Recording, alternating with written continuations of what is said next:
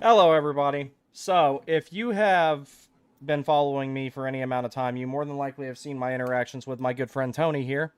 What's Tony up? was formerly known as All Canes Network, and he is now Tony DACN, and he does Houston Astros content as well. So, Tony, please introduce yourself to the audience for those of you who may have not met you yet, and we will go from there. What's up? My name is Tony. You've probably seen one of my videos, which is Jalen Chatfield falling to the boards last year against the Flyers. But I pretty much just talk about the Kings and Astros, even though the Astros have not been doing well so far. Yeah, I've got the opposite problem this year, baseball wise. I'm not paying much attention to it right now, just because obvious reasons. Hockey is number one. Same Um, here.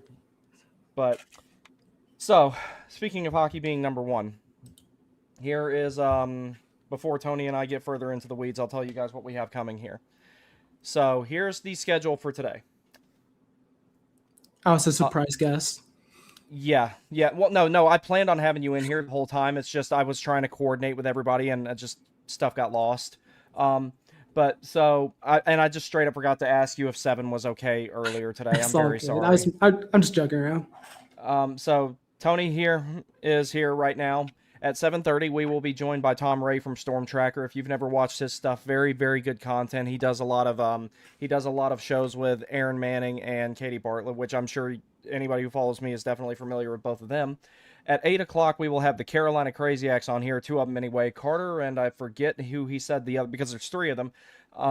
But two of them will be present, and they will be on here from 8 to 8:30. At 8:30, we will have Queen of the Puck. She posts more clips of the Canes than probably anybody other than the Canes themselves. Maybe more. She'll be here at 8:30, and then at 9 p.m. we hope to be joined by Missouri Mike, but he is dealing with some inclement weather situations because his name is Mike and he does in fact live in Missouri, where there are some weather issues at times. And we will also have various appearances from Griff, AB, or AB unfortunately won't be able to make it. Matthew P will be here around 9 o'clock as well, but at 9 o'clock it'll be me, Griff, and Sam Wallace will be joining the show at that point. So we've got a lineup full. So if this is one of those days where you want to get a bunch of various different opinions on this upcoming series, up on the playoffs as a whole, which is going to be the primary point of discussion here, you have a multitude of options, multitude of different viewpoints that are going to come up here. So, Tony, tell me what you think is going to go down in this series. What are you concerned about? What are you optimistic about? Whatever you want to talk about. I think this is going to be a very even series. My main worry is how will Stankoven perform as a center, and I have him going against the Shane Pinto line. And another one of my worries is, by the way, camera's covered. Oh, yeah, I did that on purpose. Uh, and another one of my worries is Jankowski as the 4C, not only because of him as the fourth line center, not really being physical, but he also plays on both the power play and penalty kill. And it feels like Ottawa could, use that to their advantage that he's not physical at all. Mm-hmm. I hope that Jankowski just starts hitting people tomorrow, but I highly doubt it. But we'll see. Well, I share a lot of the concern because the gap in physicality is pretty big. I mean, we knew that going in, though. We know that Ottawa is going to out hit Carolina. Like that's pretty well established. Um, I there, don't I think. Oh, sorry. Go ahead. No, you go ahead. I was gonna say I don't think Carolina's physicality is that much of a worry because guys like Stankoven and Blake will try to drive you into the walls. They're just Hmm. not big enough to Yeah. do it. And then on the blue line, you got some physicality there, particularly between Nikish and Miller. Walker, I don't think of as a very physical player, as in he won't lay you out, but he's irritating. He's very Oh yeah, steady. He's the epitome of him and William Carrier are the epitome of you go out there and do your job, and that's what they do. And yeah, Dylan, we know they made another song. Trust me, I'm gonna get to that. I haven't had time to pull up the George Bush meme that I want to use. I did Um, ask about that. yeah, It's insane, but like I'm not particularly worried about depth scoring with this. See, Ottawa's top six is what I think is really good, and that's what Carolina's got to nullify. And what I was talking about, I don't know if you got a chance to watch the series forecast that I did yesterday. Not really. Um, I personally don't see Carolina as having a second line. I think Carolina has 2.5 lines. I agree with That's that. what I view it as. So it's a first line, it's a middle six, and then it's Martinuk, or excuse me, Carrier, Jankowski, and Robinson. That's kind of how I look at it. So that middle six collectively is what has to neutralize Ottawa's second line, and then you expect the fourth line to hopefully pick up the slack, and that Carolina's first line can be on par with or cancel out whatever their first line does. Because I think Ottawa's top six is really really good.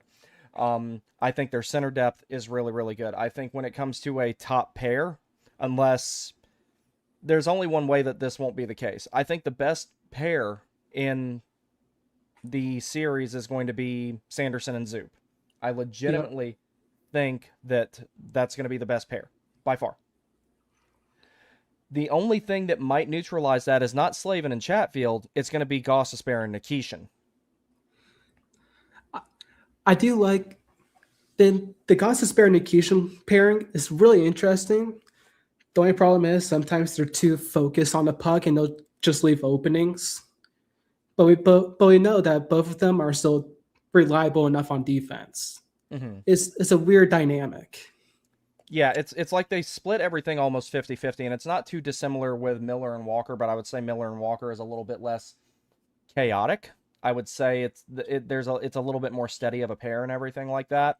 Um, there's been a lot of heat around the Miller and Walker pair lately from some people for some reason, and I don't feel that way about it. I think that pair's been really good, and I think that into the future that can be a good pair for the next couple of seasons.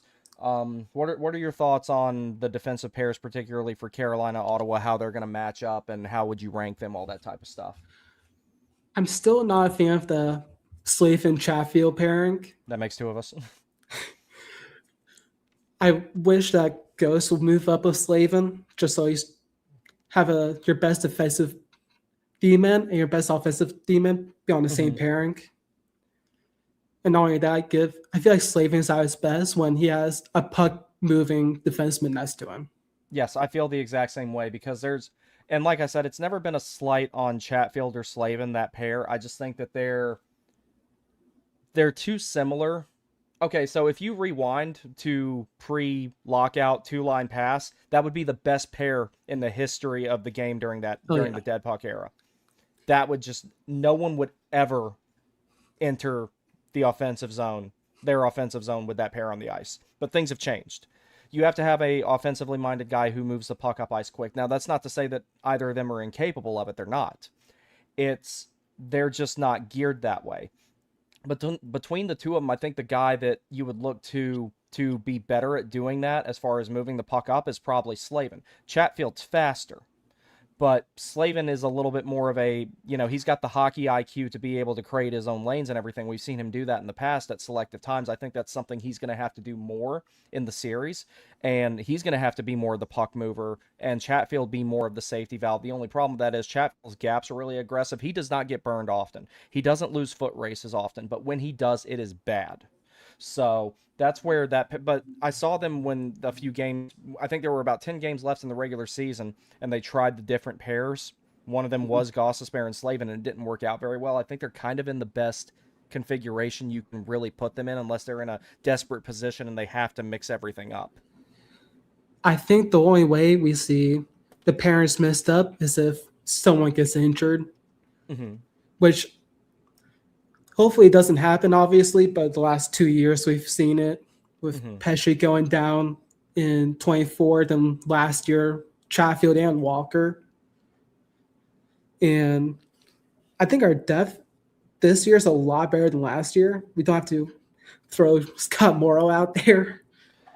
Well, I mean, Scott Morrow didn't have to go out there for two games that he did, but That is true. I beat that horse to death and brought it back to life and beat it to death multiple times. So I'm not going to go too far into that. But luckily, I think lessons were learned from that situation. I really do.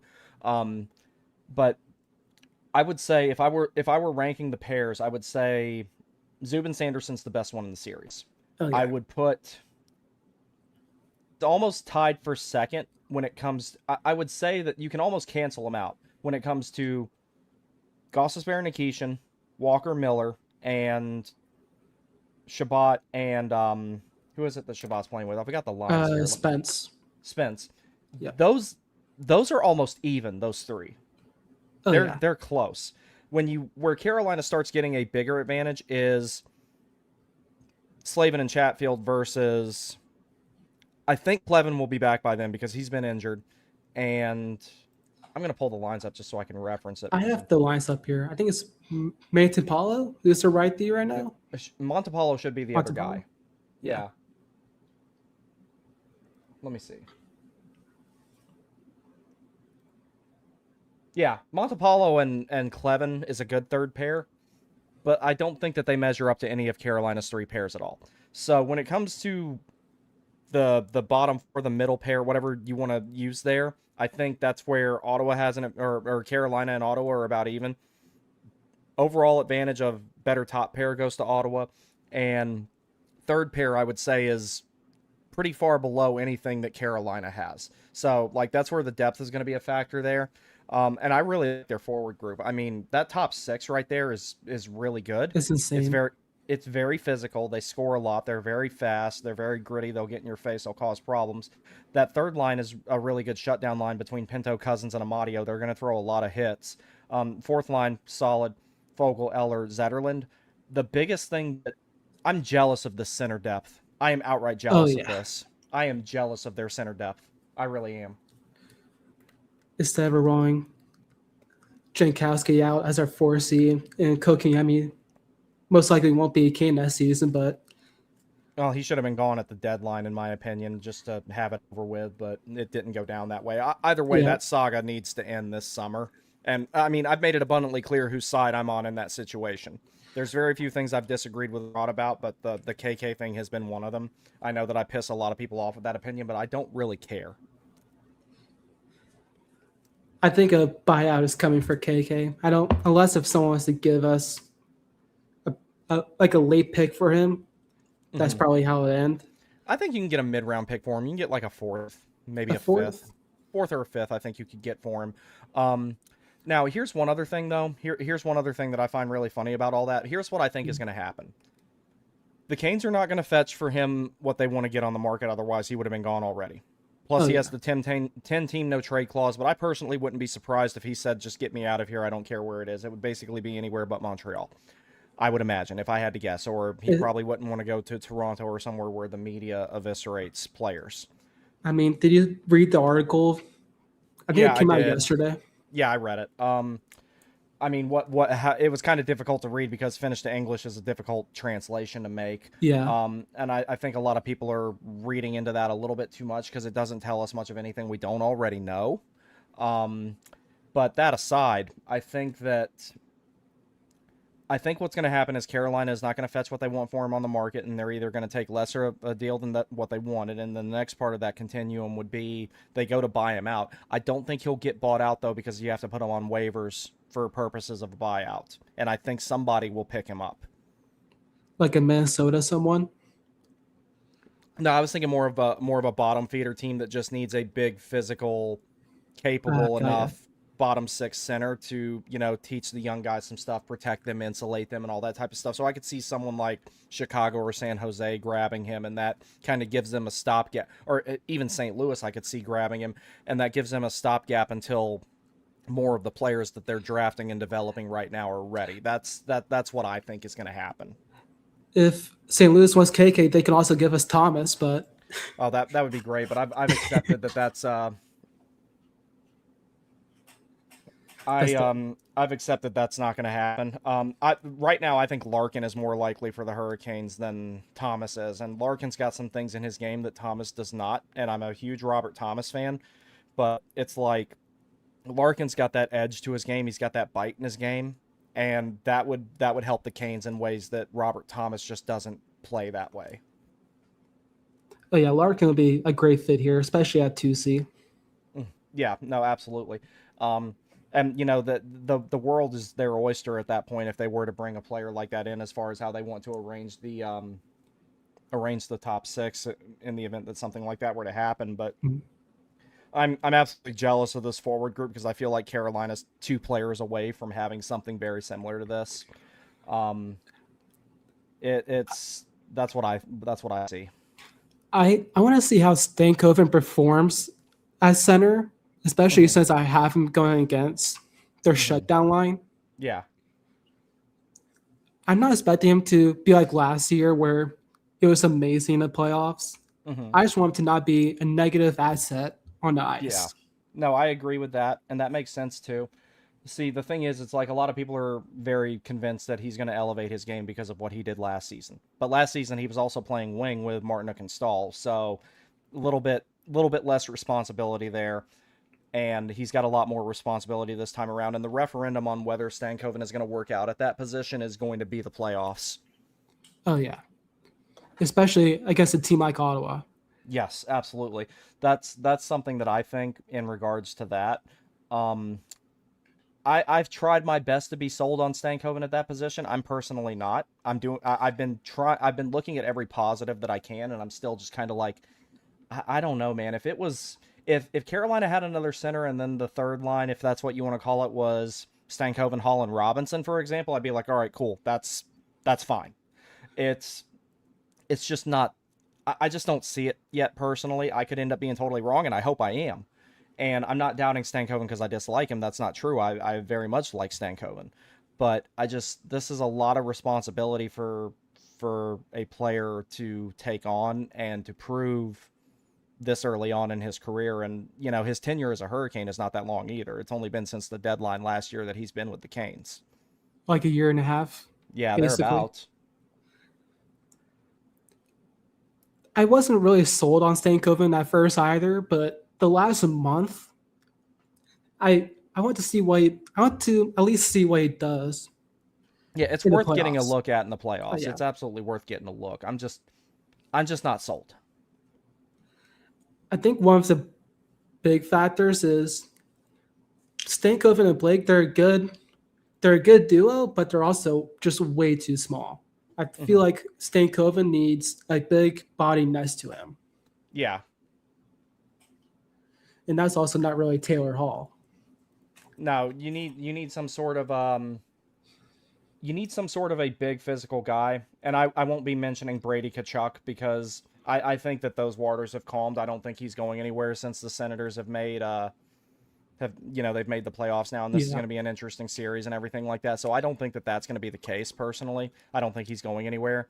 Um, I do think that Robinson is a good fit for Stankoven, not only because of his physicality, but also his speed. mhm. I feel like Robinson. It's really weird because we saw Robinson sit for a few games for Delorier, so I wonder if we see that heading into the playoffs too. I don't think we see Delorier at all, Not even with an injury.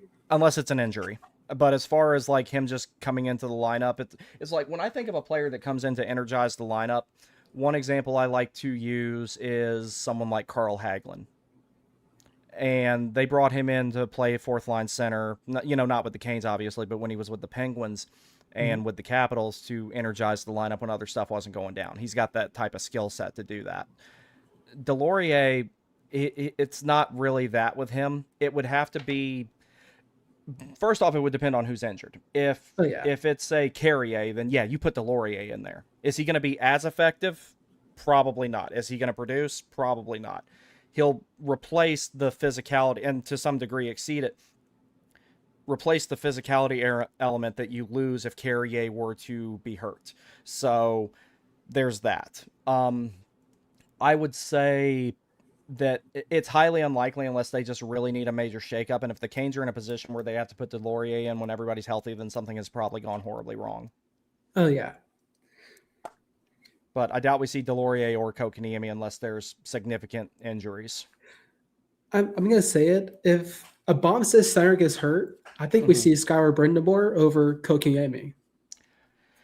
I'm not opposed to that, considering I thought he played pretty well when he was in. I really did. Give me 1 second. I need to send a message real quick, but go ahead and keep talking. But yeah, I just feel like Kotkaniemi really wasn't producing well, even though yes, he basically sat for months, only played one game in Vancouver before the end of the year. Mm-hmm. But Brendan Moore, not only did he bring physicality, he also won. I know you don't care about faceoff wins that much, but he did win a good amount of faceoffs and looked decent on the penalty kill. Mm-hmm. No, it's like he very much has his dad's skill set. He very much has that. Um, it's like if Rod were to go into the Lazarus pit and come out and be 20 years old again, he would be a fourth liner in today's NHL. And that's not a slight on Rod. It's just that's how much the game has evolved over that course of time. And Skyler very much is that type of player. If he needed to come in and, it's like if Skyler needed to come in and create that physicality, add another player that's good defensively that you can use 5-on-5 and on penalty kill and maybe chip in a little bit of offense, I would see him contributing more in that way than Delorier would. So, yeah, I mean, they've got plenty of options in the event that something like that goes down. I mean, this is just me looking at this purely objectively. I don't see Carolina coming out of this series without at least a couple of guys banged up and at least something like that going down, because the Sens are a very physical team. They're going to throw their hits. They're going to take their pound of flesh. Fully prepared for that. I was going to say, I think this is pretty much like the Florida series of last year, but just in round one. You know they're going to beat you up. You know what I think of? I think of them as like kind of like a really, really good version of the Islanders from 22-23. I can see that. Not so much in the style of play as a whole, but like the irritating, physical, stingy defense type of stuff. It's just they don't have the goaltending, because, I would take Ilya Sorokin a million times over Linus Ullmark if you're talking playoffs. The Linus Ullmark talk this year kind of reminds me of the Markstrom talk last year, where Markstrom did try to carry the Devils as much as he could last year. I thought he played well. He played very well. He was the only reason that it wasn't a sweep. Yeah, I agree. Like, if it wasn't for him, it's like they lose every game like 4-1. Oh yeah, because who was their backup last year? Jake Allen. Yeah, Allen would have got swept immediately. Yeah, Jake Allen would have got cooked in that series. So it's like, and I've got some stuff that when the 9:00 slot rolls around, since AB couldn't make it, that he sent me that he wanted to talk about Linus Ullmark about, and I'm going to be doing that when that time comes up and everything. But Tony, thank you very much for joining me. I have Tom standing by, so I'm going to bring him on. But this has been a very fun discussion. I appreciate you coming on here, and hopefully I'll make it up there for a game or two. I'm going to try. I can't promise anything, but I will definitely meet up with you while we're there. We'll see. I'll be there tomorrow, so it should be fun. All right, brother. Well, cheer loud for me, because I can't be there, and I'm probably going to miss the first period. So, sucks. But see ya. All right. Thank you for having me on. Yeah, thank you for coming. It's been fun. All right, everybody. So that was Tony. I've met him in person. Very cool guy. Very nice guy. He makes content himself. But now we're bringing in another content creator, a very good one. This is Tom Ray, the host of the Storm Tracker podcast, very frequently with Aaron Manning Wrights, Katie Bartlett. You guys know that I'm very good friends with both of them. Tom, happy that we could finally make acquaintance, sir. We haven't had a chance to do this, and we've been trying to for a long time. Hey, man, it's my pleasure to come on. Thanks so much for asking me. And anytime I can talk hockey, Brandon, it's always fun to do. So, sir, what are your thoughts on this upcoming series? Anticipations, predictions, whatever you want to talk about, you talk about. Well, actually, I just released a podcast that Aaron and Katie and I did last night. It was a season preview, and we did a deep dive into the two teams. And, Brandon, these teams are close. Yes. There's a lot of similarity in the two clubs. They play, they're both hard playing. They've got some skill. They've got a lot of talent on the team. There's stars on both teams, as you know. it's going to come down to, what you normally see in playoffs, right? It's going to be special teams. It's going to be goaltending. It's going to be face-offs. And that's one of the areas that I think when you look at, the Senators versus the Canes, they have a huge advantage. The Sens are, they're one of the best teams in the league face-off wise. And so the Canes are going to have their hands full. Again, the Canes have advantages too. I mean, they've got some players that are on fire right now as they head into the playoff run. They're feeling good. They're all kind of coming in, on streaks, and the Canes are winning. It doesn't matter if they bring the kids up from Chicago. Who cares? You can bring the guys that have been sitting on the pines. It doesn't matter. They've got that sense.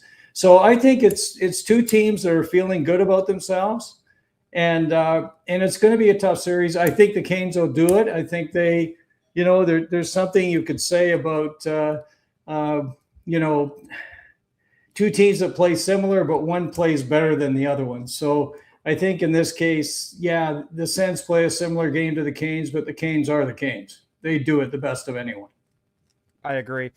Yeah, and you made a really important point. There's a lot of times where you've seen the Canes outwork other teams, and that's been a trend ever since the first playoff series when they returned to the playoffs against Washington. Washington, on paper, a million times better team. They were the defending Stanley Cup champions. They essentially had the exact same roster, almost, minus Jay Beagle. Yeah. Where they made a mistake was not keeping Trotz as coach. And Brendan Moore had an easy time out coaching Reardon after a few games once he figured him out. But there is one thing here, one element that I think is important to mention. There's not an effort gap between these two teams. They both play incredibly hard. Yeah. Yeah, they do. And a lot of folks have talked about how tough the Sens are. They are, but they aren't. Like if you look at penalty minutes, they're not, they don't have a lot of guys with big minutes. They have some bigger players, sure. But I think the Canes can match that. And we had a good chat about Nicolas Deslauriers now being part of the Canes. So I thought, I called them the Bash brothers, he and of course, William Carrier. And you kind of say, hey, if somebody starts to get nasty with the Canes, they'll send these two guys out and they'll have some fun with it. And I think that's really what is different about this Canes team. It is so deep. Brandon, this team is so deep, right up and down the lineup. And you've got folks in positions to come in if there's injury. And I heard you talking a little bit about that. One of the guys that we talked a lot about was Skylar Brindamore. I'm a huge Skylar Brindamore fan. I've seen him a lot with the Wolves this year. Had a great conversation with Spiros Anastas about Skylar and his development. And he's a guy that can play in the NHL. He can. And he's definitely, he's there if we need a guy to come in and take that center spot and win some draws and so on. So we've got depth. We've got, tons of defensemen in Chicago. Any of those guys can come up and help. I think 3 or 4 of them. So we're in good shape there. And this is different than last year. As you recall, of course, we had real problems on the blue, with Sean Walker being injured, and of course Jalen Chatfield. You really were in a tough situation, and to have to put Alexander Nikishin into the situation he was in was when you think about where he is today. Oh my God, I mean it's like night and day. And so he's one of the wild cards. We talked about a couple of wild cards that we thought might be differentiators in the series, and Alex is one of them because he's a guy that boy, he can do so much. He's incredible. And again, William Carrier was another one. Aaron talked a lot about William Carrier. He's a guy that we were excited about because remember when he was with Vegas, he was on that fourth line in Vegas, and they were tremendous. I think he was on with Nick Waugh for them. Yeah, he was great. And he's healthy again, and he's playing the way he played in Vegas, and he's playing on the fourth line, which is where he should be, right? So, he's not up there patrolling with Stahl and Martin. He's got his own spot. So we're excited about those two guys.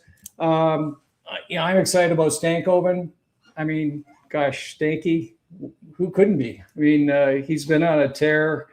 he's a guy that plays, his heart's on his sleeve, right? He's just out there going 100 miles an hour, and you got to love it. So he's done the job, and we had some fun because earlier in the year, Aaron and Katie had this big kind of challenge whether Logan Stankoven would still be at center going into the playoffs, right? So would he be patrolling that center spot? And of course, through trade deadline and everything, we were trying to solve that in some way, shape, or form. And we're kind of eating a bit of crow right now because he's playing so darn well. If he gets up to kind of 50% in the faceoff dot, he's going to be the real deal at center ice for a second line centerman. So, he's kind of quietly just taken the position and run with it. And, kudos to Rod Brindamore, right? He stuck with him. Everybody was saying, hey, you've got to replace Stankoven. And he just said, no, I'm going to stay with him. And we started to realize that one of the reasons he said that was because Logan's very strong defensively. And he's one of the guys that I really love in his own zone. He often is one of the players bringing the puck up, or he's below the puck, bringing it up and so on. And he's doing a great job. But, man, there's so much to like about the Canes. But, as I mentioned, the Sens, they're not going to be an easy out. No, they will not. Speaking of Stankoven, I do have some notes on him here. And these are notes that I've taken periodically throughout the season because I think that he's going to be a big factor not just in these playoffs but in the future because his performance decides what transactions you try to make in the offseason. Yeah. If he plays well, it's like, okay, don't worry about getting a top six center anymore. Worry about getting somebody else to insulate his line with so that way you can move Taylor Hall back to somewhere else, something like that. Everybody, sorry for my camera. I don't know why it's doing that. But I'm not much to look at anyway, so don't complain. So here's the things I've got. I've got notes here that I took early on in the season. And then on the next page here, I've got some notes that I took later on. So there's some things we already knew about his game from the little bit he'd played in Carolina last season. And they were still managed to be applicable when he went from being the winger on the Stalin Martin looking line to being the de facto second line center. Correct. Very fearless, very physical, plays above his size, uses his speed well. I think he's the best skater on the team. I know that he is incredibly fast. Yeah. Like you don't realize it, until you start looking closely, and boy, he can motor. Yes, absolutely. And see, the thing is, it's like Ehlers is the fastest player on the team. Yeah. But Stankoven, where I think that his skating is better is because of his edge work. He can really turn on a dime. Yes. His crossovers are excellent. His pivoting is excellent. He can work in tight really well because of it. His ability to accelerate and decelerate on a dime, excellent. So, like, when you account for speed and edge work, I think he's the best skater on the team. He can't skate himself out of every single situation because of his size, but he can skate himself out of a lot of situations that a lot of other players at his stature cannot. One thing I've really noticed that has improved, he's not trying to force plays that he can't against bigger players. Right. His off-puck routes have gotten a lot better. I think that just comes from playing a different position. There's a lot of improvement there. Yeah. I'm still not sold, but that's just me having trauma from previous attempts at the center position. No, I get it. I mean, we're all we're delighted, but we're all kind of we're a little cautious. I think that's the way to put it. That's a great assessment, Brandon. That's well done. Thank you, sir. You're right on with what you're saying. And he's a guy that he's been successful everywhere he's been. Okay, that's one thing you have to realize about Stankoven. He's done extremely well in any league he's played in. And, he started off great in the NHL as well. And, little players, you kind of wonder, but you see guys like Cole Caulfield and other guys, and you say, well, who cares if he's, a little shorter? I mean, you get the skill and all of a sudden it starts to work. Playing center, and certainly with the challenges that he was given to be a significant center on the offensive side for the Canes, is no easy task, as you know. And it takes time. And he's going to grow into it. And I think he'll get there. I believe that's going to happen. And again, he's going to have his ups and downs. I mean, it's, he's still a young guy, right? He's still learning his craft.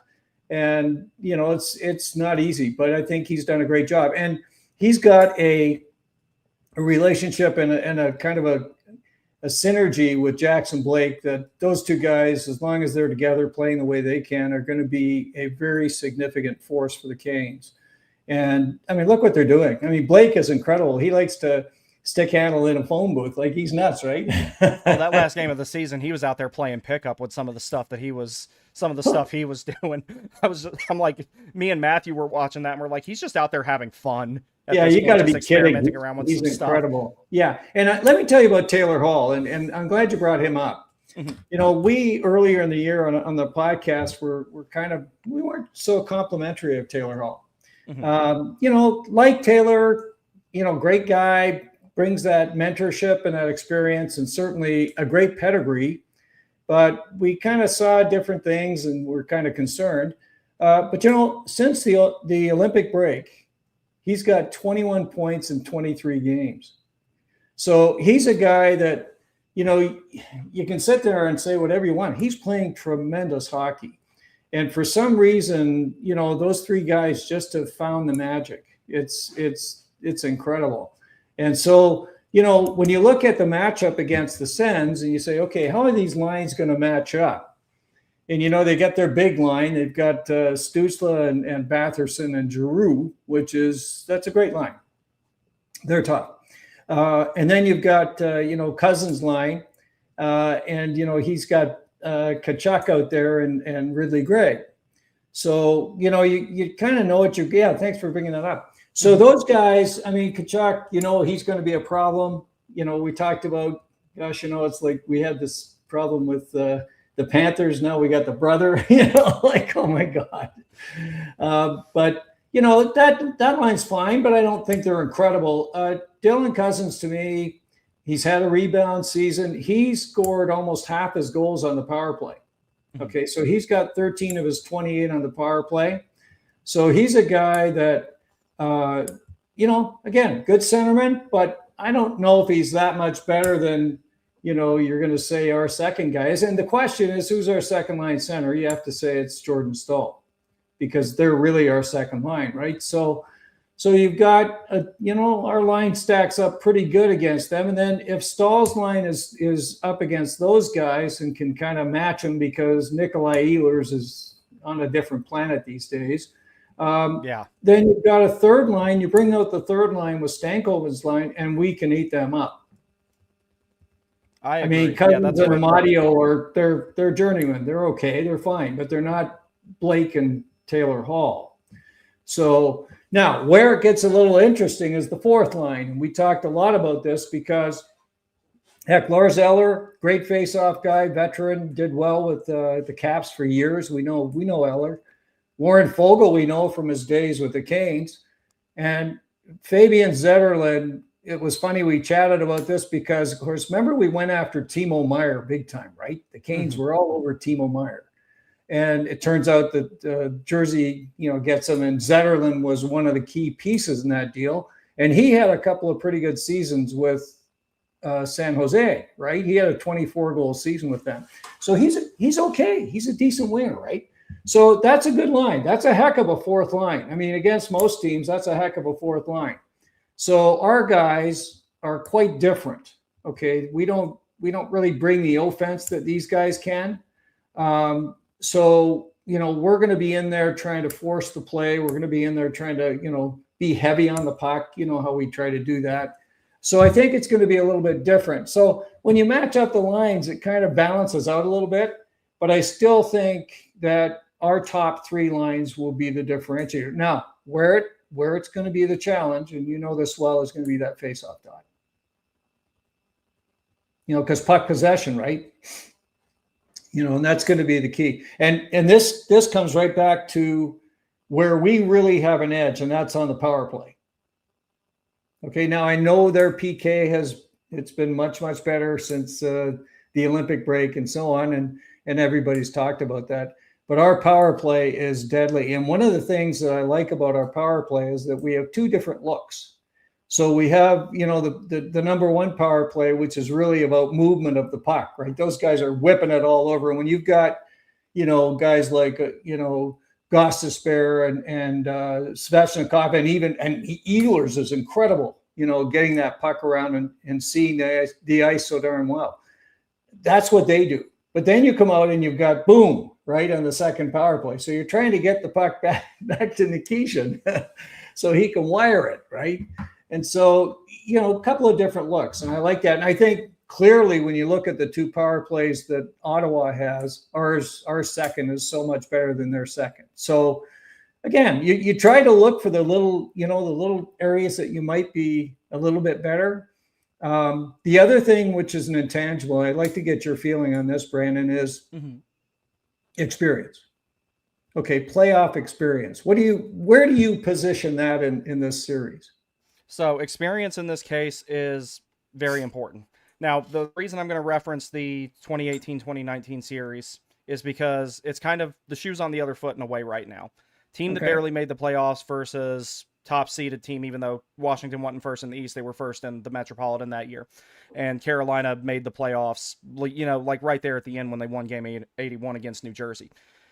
And a lot of people said that Carolina wouldn't win that series because of experience. And I said that experience was not a very big factor in that series because those teams were very asymmetric. In this case, I think experience is a bigger factor because these teams are not so asymmetric. They're much more similar than they are not.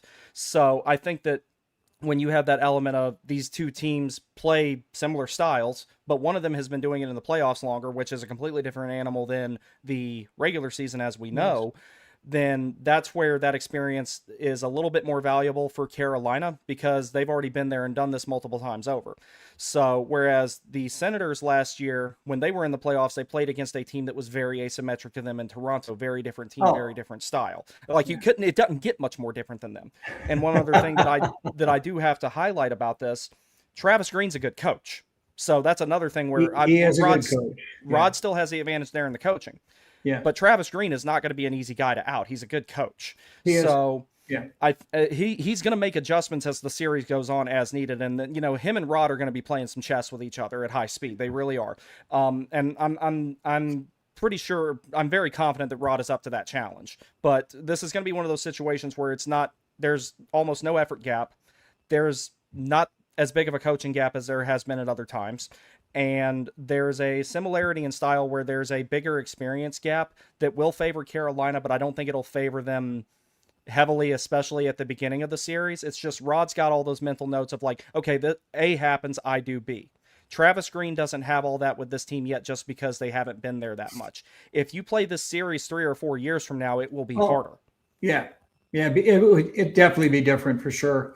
And, again, you've seen and heard this many, many times. I mean, teams that have had success, they continue to have success in the playoffs. And, again, I think the Canes you look at the season, and this is something that you have to put into the perspective as well. How good have the Canes been? I mean, they're second overall. They're second in goal scoring. They had, numerous players out. They had one of their best players out for half a season. I mean, this isn't by accident. And, I keep coming back to the same thing to say, yes, I think the Senators are a heck of a team. They're a young team on the rise for sure. And I think they're going to be a handful. I don't think there's another team in the East that can beat the Hurricanes. I agree. Yeah. And this is going to be tough. See, there's one advantage that I do want to state here that, or one other advantage to Carolina having this tough first round this time. If you remember back in 2021 in the modified bubble when they played Nashville, and I think there's going to be some similar elements here, even though Nashville and Ottawa play different styles. Yeah. There were so many times where Carolina was this close to taking over that series, and Nashville just wouldn't go away. It's just like, it was the State Farm commercial. Oh, I caught you $1. Oh, you got to be quicker than that. Like, that kept happening over and over. And I remember in Game 4, I'm like, all right, Carolina's going to take over the series. Nope. Roman Josi and Philip Forsberg and all those guys were like, nope, that's not happening yet. They just would not go away. And I think that that's going to be the most aggravating thing about this series is that Carolina is going to be so close to taking over so many times, and the Senators are going to be like, oh, nope, not yet. That's going to happen several times over. Sure. But when you compare it to the first rounds that the Hurricanes have had in recent memory, 2022 Islanders, 23 Islanders, and 24 Devils. Yeah. This series is going to be significantly harder than those three. And I think that will help them lock in subconsciously, mentally, and everything like that, and be prepared for the rest of the way. Well, some folks, I mean, a lot of folks seem to think that this will be the toughest series the Canes will have in the East. If Ottawa plays the way that some people think they can. It's funny too. Some teams are fragile. I mean, this is the other side. Canes have had this massive success on their first 2 home games. They've won 8 in a row at home in these series. The last 4 years, they've won the first 2. And I think if they win the first 2, I think it's going to be a materially different series.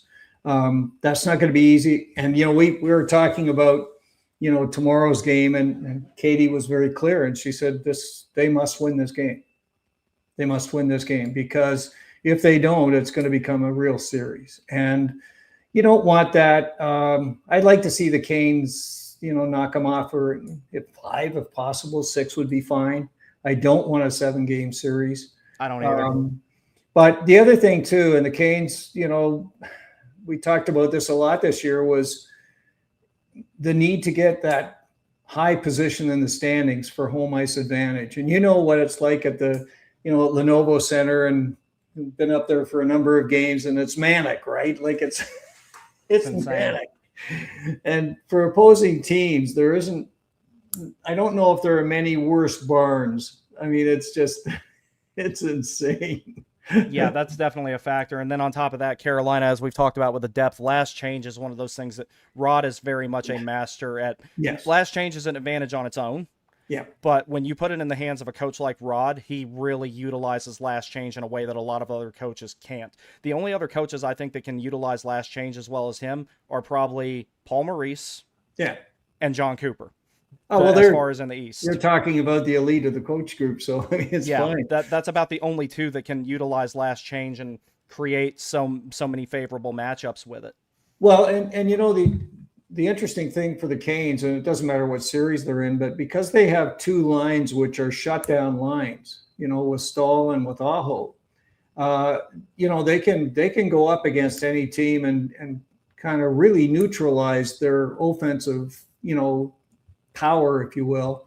Then it kind of gets interesting, and that's where if the Stankoven line can continue to roll, it gives the Canes a real advantage, because the other lines can kind of check themselves off. Both lines, end up we might get power play goals from those guys, but it might just be very close in terms of plus minus with those lines. But then if you have a line that's really going for you, then it changes the rules quite a bit. I mean, one of the guys we talked about was Shane Pinto. Pinto's a heck of a centerman. He's a big guy. He's 6'3", he's 200 pounds. Whenever we talk trade, at the deadline and so on, hey, Pinto's on the list. Why don't we get Shane Pinto? He's a heck of a center, but he's got some of his own challenges. And again, I think, a quick line against their line, a very kind of slick line in terms of, their ability to handle the puck and manage the puck, which, Stankoven's line does extremely well. I think that's a good match for us. And so it's going to be interesting. Now, the goaltending, I'd really like to hear what you're thinking on the goaltending. I mean, Olmark has been on a tear since the Olympic break, but we've got a couple of guys. Who do you think will be the guy, and how do you feel about the goaltending for the Canes? Freddie is going to be it. I kind of felt like that when Freddie started out playing Bussy a few months ago, or you could say as little as a few weeks ago, it kind of became his net to lose automatically. He's got the equity, and Rod favors experience in situations like that. Give me 1 second. I'm going to turn my light on because the sun's going down out here. So give me 1 second. That's okay. Hey, Frankie boy. There you go. So I think Freddie's gonna have the net for game 1, and how game 1 goes will dictate what goes from there. Yeah. The thing about it is, and this also goes back to when Carolina played Boston in the playoffs back in 22. I have seen Frederik Andersen go into the playoffs and perform. Oh gosh, yes. I have not seen Linus Ullmark do that. Linus Ullmark is historically not a great playoff performer. Right. So in that regard, as far as your top goalies in their history of playoff performance, and the depth that Carolina now has at the goaltending position, thanks to Kochekov coming back, thanks to Bussy turning into a pretty solid goalie. If he's 75% of what he was when he went on that insanity run when Carolina first claimed him, good. Worth the money that was spent on him.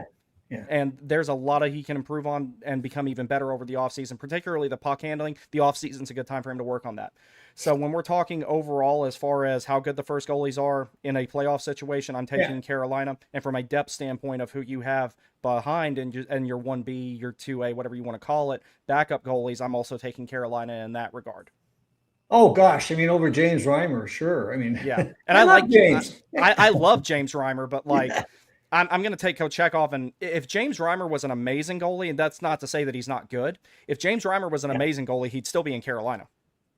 Well, you know, he was so much fun when he was here, and you know, I really liked him as a person. I thought he was awesome, and you know, I was kind of happy this year when, you know, he went to the Spengler Cup and some people saw him. Next thing he got an audition with the Sens, and here he is in the playoffs. Good for him, and a great guy. But you know what, Brandon Bussy, to me, he's the real deal. I mean, yeah, sure. He had a couple of games after, you know, the Olympic break and so on, where he wasn't quite as sharp as he was previously. But boy, the last couple of games, he's looked pretty darn good. And he is a goalie that steals games. Mm-hmm. He can steal a game. And we haven't really had as much of that because we haven't needed it. You know, they've always said that the Canes haven't needed kind of outstanding goaltending. They just need good goaltending, right? So, you know, make most of the saves and we're fine. But the Canes style now is different. And it lends itself to fewer shots, which is problems because then the goalie's cold. And then most of those shots are high danger. Yes. And they're not just high danger shots. They're high quality, high danger shots. They're like the cream of the crop of high danger shots because teams have to work for anything they get against Carolina. Yeah, but they're getting opportunities and they're tough shots, and the goalies need to be. I mean, they need to make outstanding saves, and you know, we've seen Brandon Bussy made I don't know how many circus saves this year. They're just incredible, and he, you know, this is his first season in the NHL. He's going to have ups and downs, but I think he's the real deal. I think he's going to be an excellent goaltender for a long time, and I like Piotr. I think he's a guy that still can be a nice, you know, second goalie. If those are the two guys, I don't care who's 1B or 1A. It doesn't really matter. I think they're fine. But I'm not finished with Freddie yet because Freddie has risen to the occasion in the playoffs. And the only reason Freddie struggled, in my view, was he was overused. Yes, and that was a coaching thing. That was a coaching thing. So they don't need to do that now. Because for sure they can put in Brandon Bussy. I mean, they shouldn't sit there and say, gosh, I'm concerned I'm putting in a guy that won 30 games and 39 outings. I mean, sorry. Oh, my God. Yeah, that was incredible. And, you know, Kochekov, that's Katie's guy. So it's like. Yeah, he's a heck of a goalie. Yeah. And as far as the 1A, 1B thing, with the season, well, one thing you have, tandems were already becoming more important than just who your starter was. Yeah. And now with the season getting longer, and then it looks like, I mean, you're going to have the World Cup of Hockey again in 2 years, so you're going to have another condensed schedule, even worse than this one since you've added 2 games. The tandem's going to be more important than ever. There's no reason to believe that the NHL players will not be going to the Olympics again in, let's see, 2030 it would be now. Yeah, they will. The tandem is more important than ever. Yeah. Oh, for sure. But you know what? Here's an interesting thing, and maybe, you know, we contemplate certain things in the offseason and in the future. The Canes are in an enviable position because they don't really need much, right? Like going into next year, I was trying to figure out where are they going to spend their money and where are they going to get this big, you know, prize player, either in trade or free agent, and where are they going to go? And you know what? I mean, it might be goaltending. Maybe that's it. You know, it might be that they decide that, you know, they want to have a goalie that's, you know, off the charts. Now, I don't know who you could get or how it would happen. You know, is it are they guys like UC Saros or Elias Sorokin or who is that Saros contract? That's a no-go for me. No, but those are the guys. I mean, those are the only guys out there. I mean, there's not much. I mean, there's not a whole lot, and I don't expect anybody that's really significant would be available easily. So I don't necessarily see that as an area of upgrade, if you will. Mhm. And up front, I just don't, we're looking a lot at guys like Robert Thomas and EP40 and so on at center. And we were looking at guys on the wing like Cairo and others. I don't know if they even, for what you're going to give, does it really make sense? I don't know. No, not really. I more than anything, that's why I'm ultimately glad nothing happened at the deadline, as opposed to them overpaying for Vincent Trocheck or something like that. Even though Yeah. you already know that he fits in Carolina, but it's like you have the direct sample size of that. But Tom, thank you very much for joining me, sir. It has been an absolute pleasure finally getting to do this. We will do this again at some point during the playoffs for sure. Thank you so much. No, hey, listen, Brandon, my pleasure. And yeah, let's stay in touch, and maybe we can bring you on Storm Tracker. Absolutely, yes, sir. And everybody, if you're not following Tom Ray, he is. Go ahead and plug your handles for me. I can't remember them off the top of my head. Okay, so we're at Storm Tracker 23 on YouTube, and we're Storm Tracker Podcast on every audio podcast location you can go. Awesome, sir. Thank you so much. We will do this again soon. Thanks again, Brandon. You take care. Yes, sir. All right, everybody. Our next guests are really awesome dudes as well. We have Carter and Jack from the Carolina Crazy Axe. Gentlemen, how are you doing? Good. How are you doing? I'm glad we finally got to collab here, guys. I've been wanting to invite you guys on for a long time, and now we're finally getting around to it. So, gentlemen, what do you think about this series that we got coming up here? I tell you what, there is not a team I wanted to play less going into the first round. Man, the Sens, I don't even know what to say about them, man. They've have such a similar style to us, and compared to like Boston or some other team that we could have played, I would have much rather had like Washington or Blue Jackets make the playoffs and the Sens fall out, because those Metro teams really have nothing on us. Mm-hmm. I mean, I filled up my bracket like a couple hours prior to this. I have our second, no matter who wins that first series, I think if we beat Ottawa, our second round series is infinitely easier. Mm-hmm. I mean, just the way that these two teams stack up, it's like Ottawa is like Carolina, but just without the playoff experience, and I would say a little less depth, especially if you're looking at defensemen. I collabed with Sens Buzz earlier today and did a video kind of previewing our series. And we kind of determined that was really the big discrepancy as it stands currently. But again, they have guys that are out due to injury that could be coming back in. So this is a very even matchup, I think. Mm-hmm. I agree. So I'm going to invite Matthew P on real quick. He's a really big fan of you guys. He really likes y'all. Oh yeah, Matty. Yeah, let me get him in here because like I didn't know he was going to be ready this early. Normally he's not ready until 8:30 because he's got kids that he has to put to bed and everything like that at that time. But I'm going to get him in here real quick, and that'll make this conversation even better than it already is. Let me see. Let me find the thing to link him here.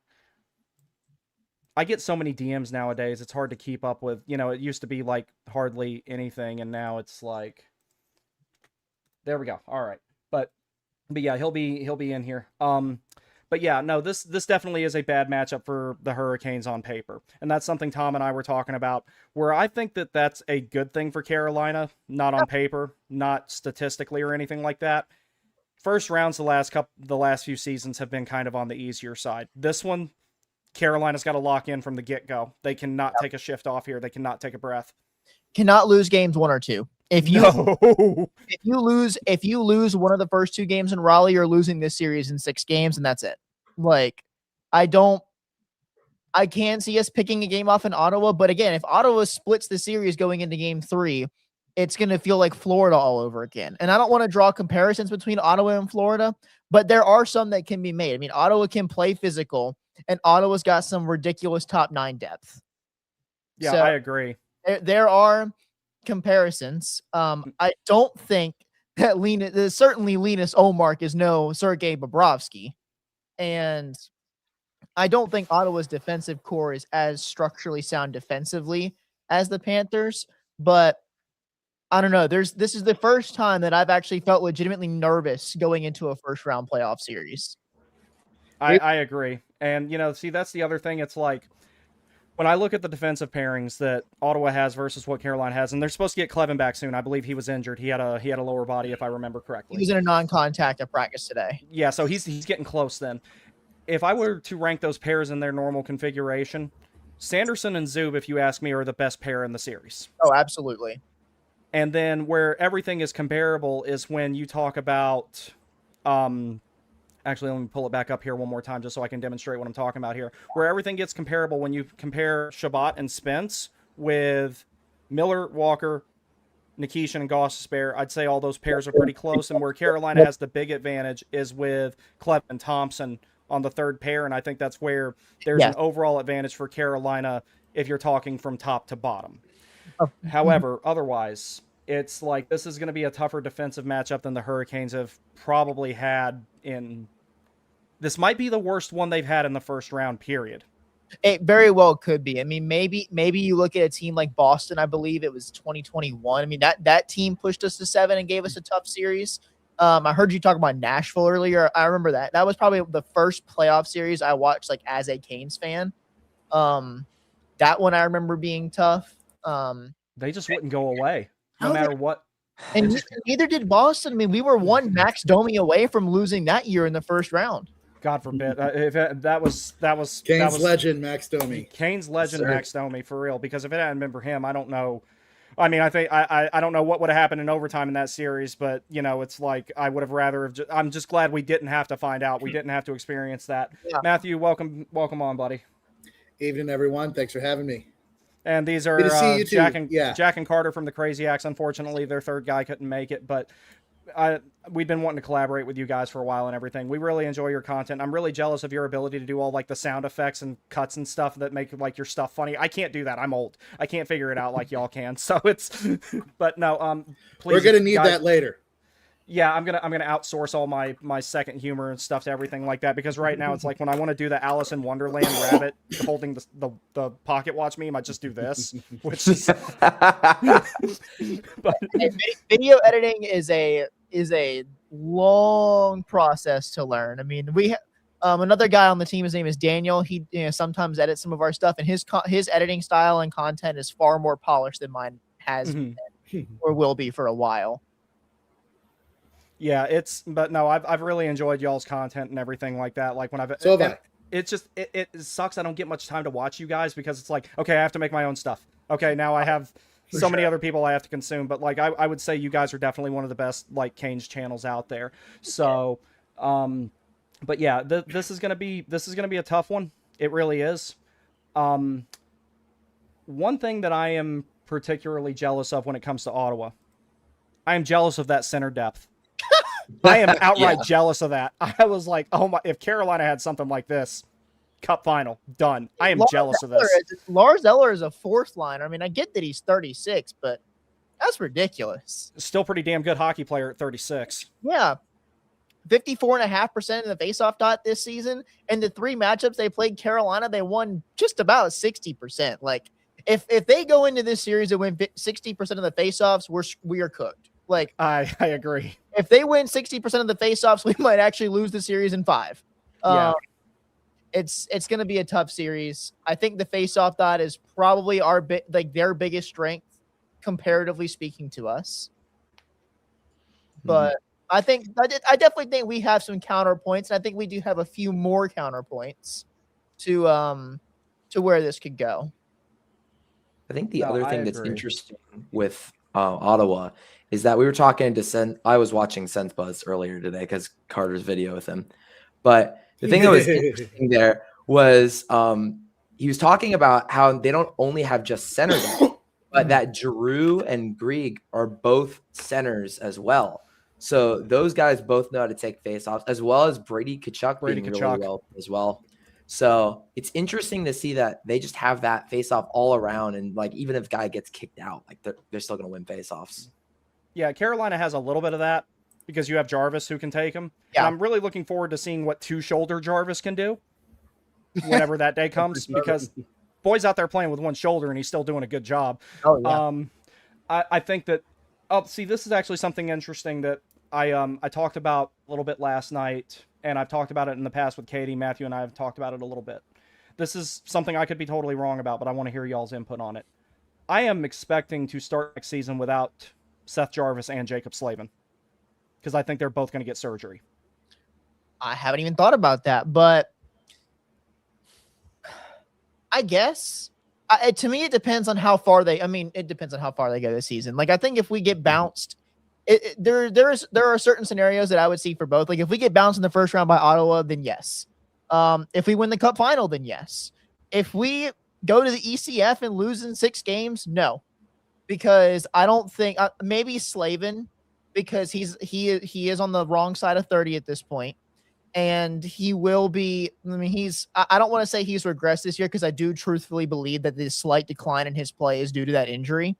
But I do think that if someone is going to miss the beginning of next season because of offseason surgery, it would be Slavin.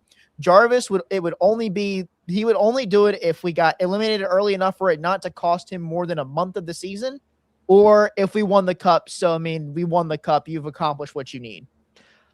I think that's debatable, honestly. Because with Jarvis, yeah, you'd hate to see him out, but you have a top 6 forward waiting in the AHL right now getting ready to play. I would love to see Bradley Nadeau get some minutes early on in the season when things are just starting to get figured out. I think that would be great for him to finally get consistent minutes. I think the team's going to want it. I think the team's going to want them both to get surgery in the offseason. I think they're going to rely on the organizational depth, which is pretty extensive. To carry them through the beginning of next season. So I think the team's going to push for it. Well, I mean, we showed this season that, especially defense-wise, I mean, we were 7 deep going into the season. We unfortunately had to call on guys 8 and 9, and we finished with, 113 points, the second-best record in team history as the Hurricanes. Like, there is extraordinary depth. This is probably the most banged up this team has been through the regular season in at least 3 to 4 years. Like we have not dealt with this many injuries, especially on the blue line, in my time as a Canes fan. I think the last time there were this many injuries was actually 22-23, because I remember Slavin missed 6 games, Aho missed 7, and there was some overlap there. And I remember Pesci missing a few games. Like 22-23 went incredibly well. It wasn't nearly as bad as this season as far as injuries go, but when you're missing Aho and Slavin at the same time and you're still winning games, because they still won most of those games, and I had to have Mark Jankowski take a shift on D. Oh my God, that was nightmare fuel for me. He did all right though. You know what? Fine. Ooh, sorry to interject here, but if anybody is looking forward to the Charlotte Hornets playoff run that's coming this year, you might want to pump the brakes on that. They are currently losing by 23 at the end of the first quarter. Oh God, that ain't good. Of course they are. That is glad I'm not watching it. Yeah, glad whatever. To be on here with a team for win. This is because LaMelo punched the Hornet mascot. He didn't do it on purpose, but he totally did it. Yeah. But back to the Canes. Where I feel like our biggest strength is, I think, power play versus penalty kill. I don't think the way their penalty kill works matches up great with the top and like both power play lines. Like they play a really good structurally sound game in the blue line, but they also try to jam the blue line like we do. And of course, with our power play guys going against that in practice every day, I feel like we would know how to get through. And from what I've seen and what I talked to off camera with SensBuzz is that their penalty kill had a low percentage because it took them a while to get set. So if they did not jam at the blue line and did not prevent that entry, you had a good 5 to 10 seconds to actually get set and get a grade A chance before the Senators were even back and in place. And Ehlers being out there is going to give you more time. And with with the injuries, they're catching up in terms of the injury bug. Like they're almost back to fully healthy. So if they only have to go 4 deep on their penalty kill, they should be all right. But I think the power play is a big strength for us, and I think the other strength is if you have to go to depth goaltending, because I think Linus Olmark and Freddie Anderson, I mean, I do give the edge to Freddie a little bit, but I think that could be considered a wash if you're a Sens fan. There is no universe where this year's Brandon Bussey and this year's James Reimer is a wash. Not even close. if you have to bring in backup goalies this season, this series favors us tremendously. I agree. Now, one other thing I do want to get y'all's thoughts about, and you might have caught the tail end of it when I was talking to Tom. Here's the big difference I see between Frederick Anderson and Linus Ullmark. We've seen Frederick Anderson play well in the playoffs. We've seen Frederick Anderson be a difference maker in the playoffs. Linus Ullmark tends to crumble in the playoffs, and that's even before he was in Ottawa. He did that in Boston, too, because Carolina chased him back a couple of years ago. That's where I'm kind of like, what you're talking about with the goaltending depth, if it comes down to goaltending depth, Carolina has the advantage there. But if you just isolate the starters, I'm taking Freddie in this one just because he's shown he can perform in the playoff environment. Well, just look at last year. I mean, he had the second best odds for the Conn Smythe after the conclusion of the second round. Yes. Like, that's unheard of. He was stellar. He was stellar in the first 2 rounds. I mean, he was well over a 930 for 2 series combined. Yeah, he was absolutely stellar last year in the first 2 rounds. Yeah, if it hadn't been for Freddie in 22-23, Carolina wouldn't have had such an easy time in the first 2 rounds because he played incredibly well that year too. And if he'd been available in 21-22, we'd have a cup. Maybe you might have a cup, but you definitely wouldn't have lost to the Rangers in 7. That series would have been over way sooner. It would have probably been over in 6, and it would have been a decisive 6th game, I think. But you can only ride Ronta and rookie Kochekov so far before the wheels come off. It's unfortunate how goalie injuries have hurt us in the years past. That and we keep running into first ballot Hall of Famers. What's funny, That too. well, what's funny is, I mean, I was thinking about this with Sens, but he was talking about like what the vibe was with Nikolai Ehlers going into the season and like the injury bug and stuff. I'm like, I would not have thought that Nikolai Ehlers of all players would have been the one to play all 82 games. Like, Carrier played more than I expected him to. The Hurricanes fans, we all know about fragile, injury-prone Danish people. Like, like 5 years now, and every single year he has this moment where he's like, "All right, guys, I'll see you guys in March. Peace out. I'm gonna go miss 4 months." And then he ends up playing like 25 games in the regular season, comes back fresh for the playoffs, and ends up being good. This is the first year we haven't had that. Instead, he just so happened to regress to borderline Antti Ranta status for a couple months before regaining his form after the Olympics. I think the Olympics is what really helped him, though, because he got a lot better when he came back from the Olympics. Both of them, both him and Ehlers, both of the Danish guys, man, they came back and they were on a tear. I really think that the only reason Nikolai Ehlers played all 82 games is because he wanted to. Yeah, and I'm really glad that Ehlers and Slate. No, I don't think he has. I can tell you in 2 seconds. He might have done it once. Obviously it ties a career high. I mean, I think that was the reason he wanted to do it, is because he wanted to make a point saying, I'm on the Canes now, I'm here to stay, and this is how I'm going to play hockey. And he broke his point total in his first year with the Canes. All right. I want y'all's on our third line, by the way. Ehlers did have 2 82-game seasons, 16 to 17, 17 to 18. So he had 2 before he came here. It's been a while. Oh, no, he has 3. 23, 24. He had an 82 game as well. Okay. Yes, that's somewhat more recent. But I want y'all's take on this. I think, and I wholeheartedly believe this, I think Nikolai Ehlers is the best free agency signing of the Rod Brindamore coach era in Carolina. Without a doubt. He might be the best free agent signing since relocation. I'm not as familiar with free agents that the Whalers signed, but I think he might be the best free agent signing we've ever done.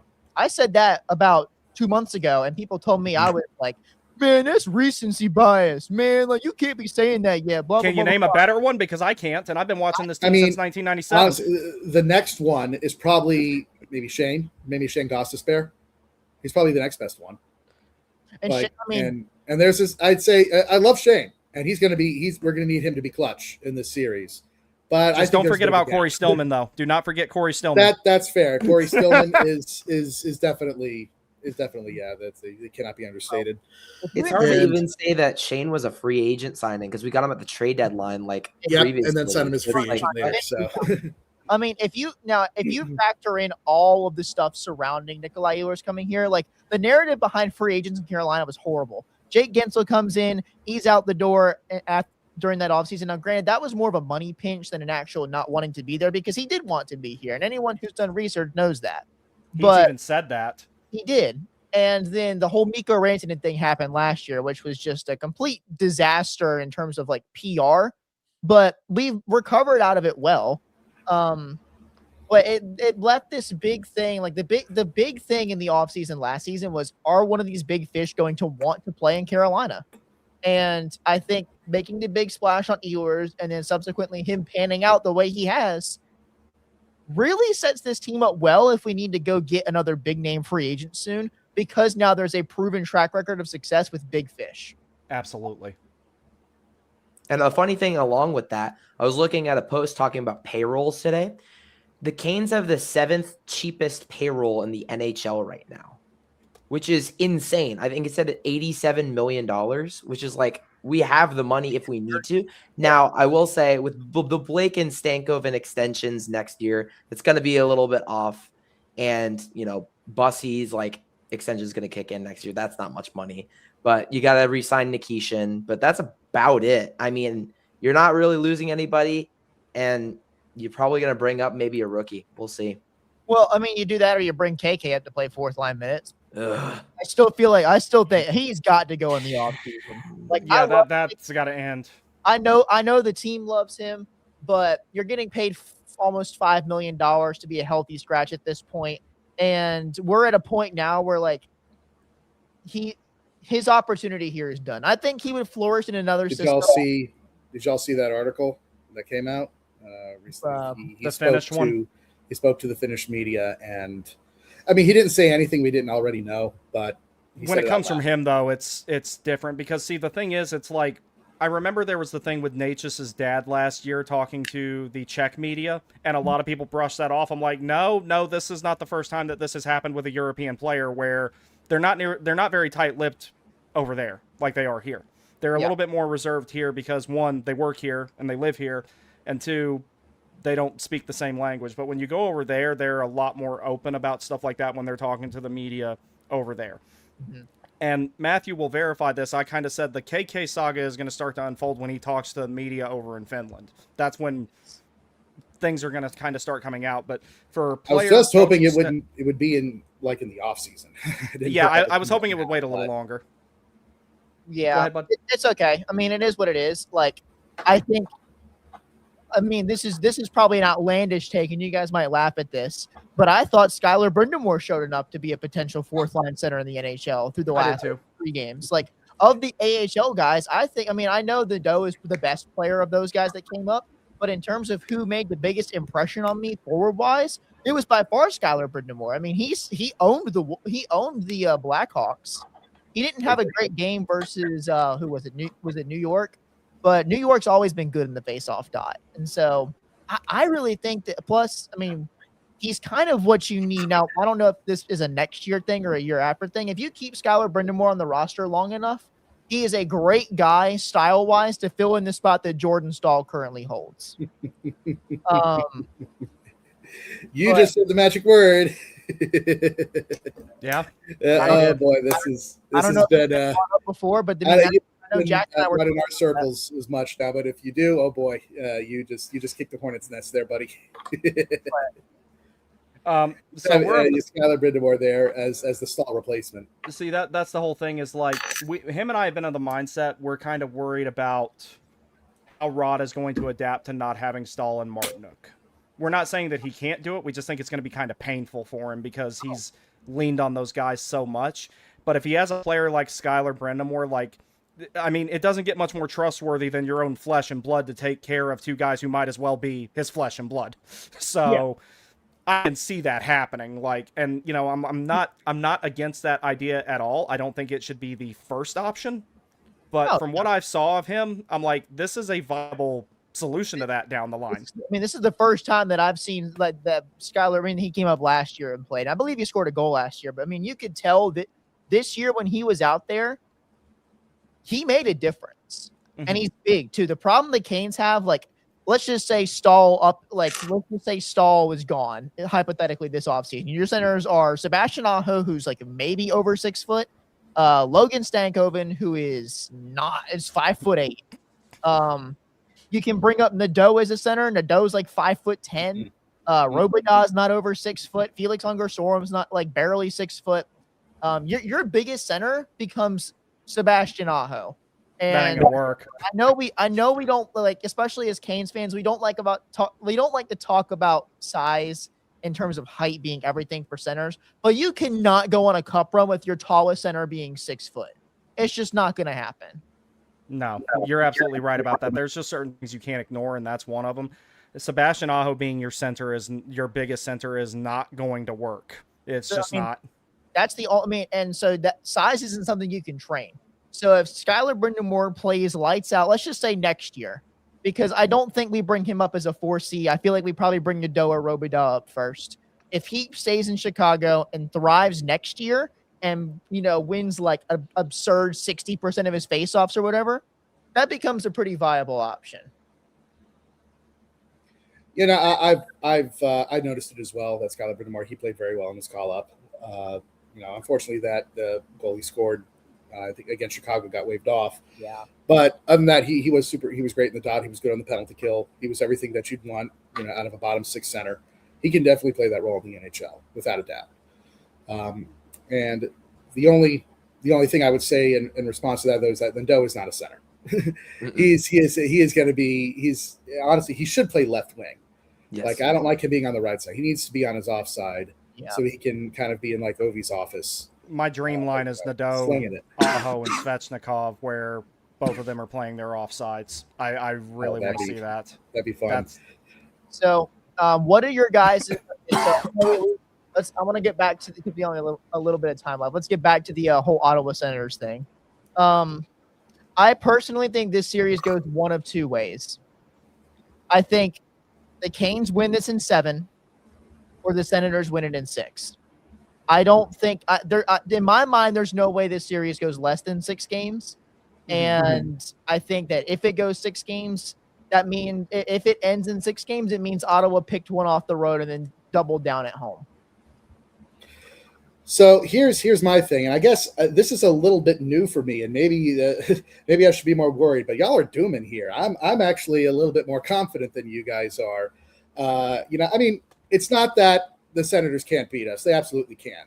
But I mentioned this earlier today to you, Brandon, and to some other folks that we know. If the Canes lose this series, everyone will call it a choke, and they'd be right. And you can't really say it's a choke if you're not favored to win. And so I'd give the Senators a 35, maybe 40% chance to win the series. I think 40 is about right. I have the Canes in 6. And I thought I was giving the Senators a healthy amount of respect. But to hear what they're saying online now, you think that the Senators are going to sweep us? I don't. With what some of the takes that you're hearing. Senators media is going crazy. They're going nuts.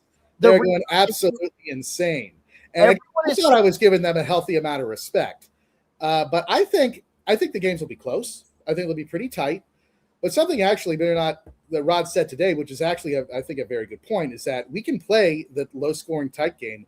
We can play a high-scoring track meet and win it. We used to not be able to do that. Yeah. We can play, I think, no matter how the game shapes up, I think we can be comfortable in it. And I don't know. I think our depth will carry the day. And again, they are solid. They are very solid, and it's definitely true that they're one of the toughest teams we played in the first round so far under the Rod Brindamore era. That's for sure. I think they're similar to Nashville. I actually think they're pretty similar to Washington last year. And what the thing is, they're going to try to do, and the Kachucks mentioned it on their podcast. The Senators are going to try to emulate Florida's game. Yep. Thing is, they don't have the personnel to do that. Not as well as Florida does. They really. To paraphrase former Canes legend Morgan Geekie, you can't out Pizza the Hut. And Florida has got that. I mean, Barkov, Bennett, Reinhart, for Hague, it's just that lineup has always been the only reason they're not still in the playoffs this year is because obviously they're just ran out of gas to run into the dirt. Next year, my goodness, with probably a top 5 draft pick, it's going to be ridiculous to deal with them again. But I don't want to say that I'm cocky, but I'm actually pretty confident that we should win We might not win, but we should. I think Well- so too. I mean, I really think there's a great chance we win this. I think this goes to 7. I think we win it in 7. I would not I only think that though, and I think the reason that everyone's so high on the Senators is if you take recency bias into it, because Ottawa is like 15-5-1, which I don't know what that is at an 82 game pace, but it is utterly ridiculous. And that is why everyone is so high on Ottawa, because they've been playing for their playoff lives for like a month and change now, and they play the same style of hockey as us, so they could beat us. They could, but I don't think they will. All right, gentlemen, this has been fun. I will say one last thing here. Y'all plug your socials and everything like that there. The one thing I think is different, Carter, I kind of think almost the exact same you think, except I'm kind of the opposite on that. I think if it ends in 6, Carolina wins. If Ottawa manages to turn it into a war of attrition and stretch it to 7, that's when I'd be a little bit more worried about Carolina not winning. That's just my thing with that right there. But please go ahead and let everyone know where they can find you guys. They make really good stuff. Please check them out. Yeah, go ahead. All right. I'm Carolina Crazyacs on Instagram. I think it's Carolina Crazyacs as well, or is it Crazyak Media on Twitter? Carter's on the YouTube, so he can hook you up there. Yeah, Carolina Crazyacs on YouTube. We also got a TikTok page. Our guy Sean, who is unfortunately not able to make it with us tonight, he runs the TikTok. A lot of prospect-related stuff there, so looking towards the future. A lot of big content coming out, looking to collab with some more creators for playoff teams and, of course, Hurricanes creators. And please go give us a sub on the YouTube if you guys don't mind. On the road to 600 and getting fairly close. Good deal. Well, gentlemen, thank you very much for joining me. One day we will do another big collab, and hopefully we'll get to go to a game together soon. I'm going to try to make it up there for a couple during the playoffs. But thank you again, guys. I really appreciate it. Thank man, you. great. All righty. All right, so our next guest, if you have seen a clip of anything the Hurricanes do, specifically ones that I request, you have probably seen her post it. Ladies and gentlemen, Rachel Barkley, better known as Queen of the Puck. Ma'am, thank you very much Queen for has joining us. arrived. Thank you. Good to meet you, Rachel. My name's Matt. Nice to meet you. Good to meet you. You've seen him around too. He's Matthew PAO1. Mm-hmm. He comments under a whole bunch of my stuff. So Rachel, you're going to be very, very busy here soon clipping stuff because I have a feeling this is going to be a very, very eventful series. What are your thoughts? Never before have I pulled so hard for the Ottawa Senators in the regular season right there at the end, so we wouldn't have to face them as the bottom wild card spot. But here we are. Yeah. Yeah, no, it's going to be tough. I'm personally still kind of the mindset that the Canes are going to win it in a very annoying, aggravating, and arduous 6 games. What do you think?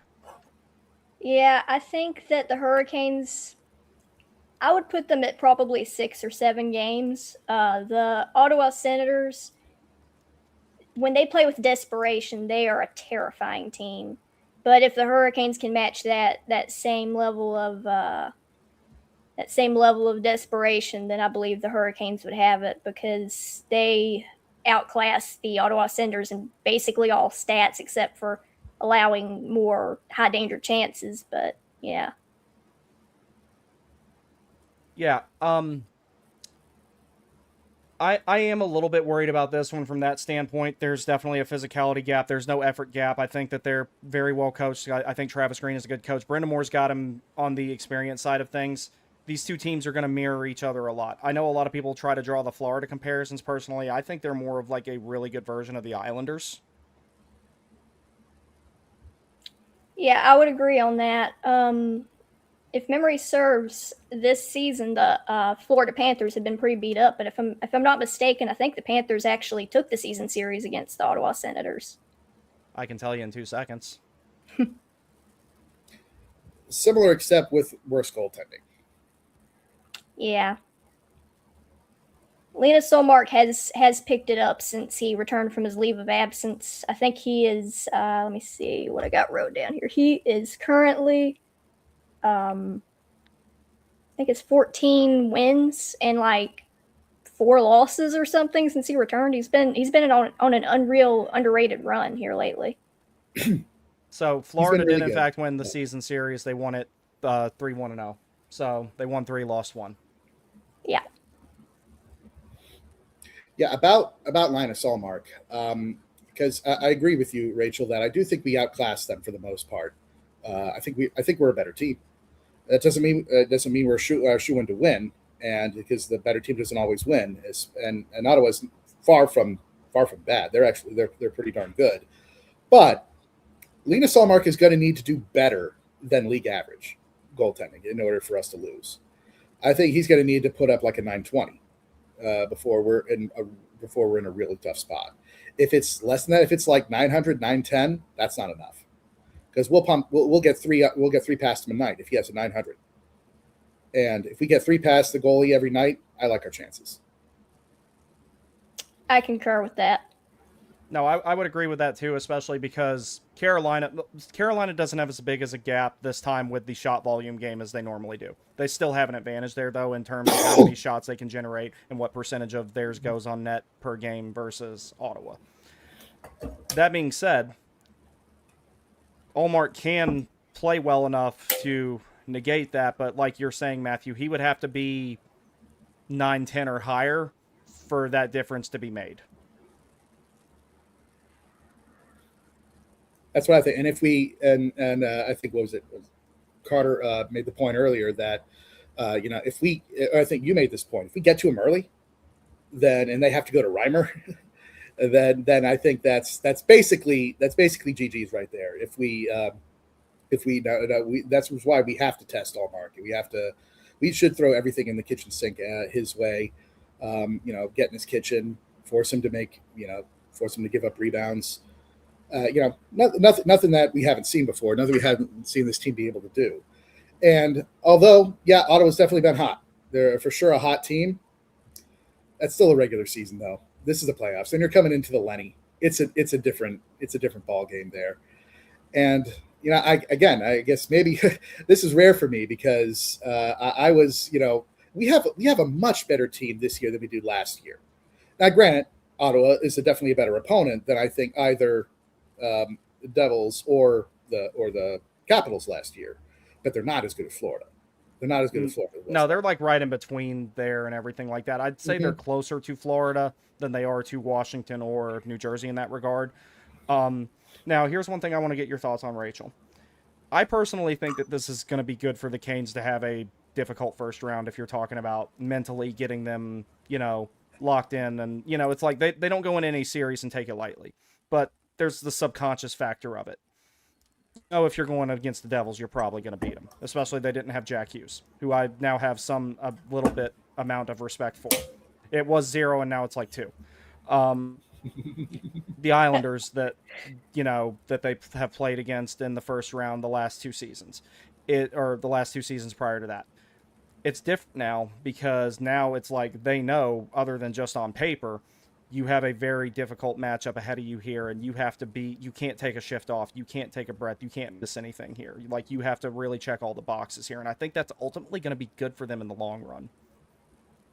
Yeah, I agree with that because it keeps them sharp, and then that way, if they can, defeat them, in the first round, you'll be going up against either the Flyers or the Pittsburgh Penguins, who have really been incredible here lately.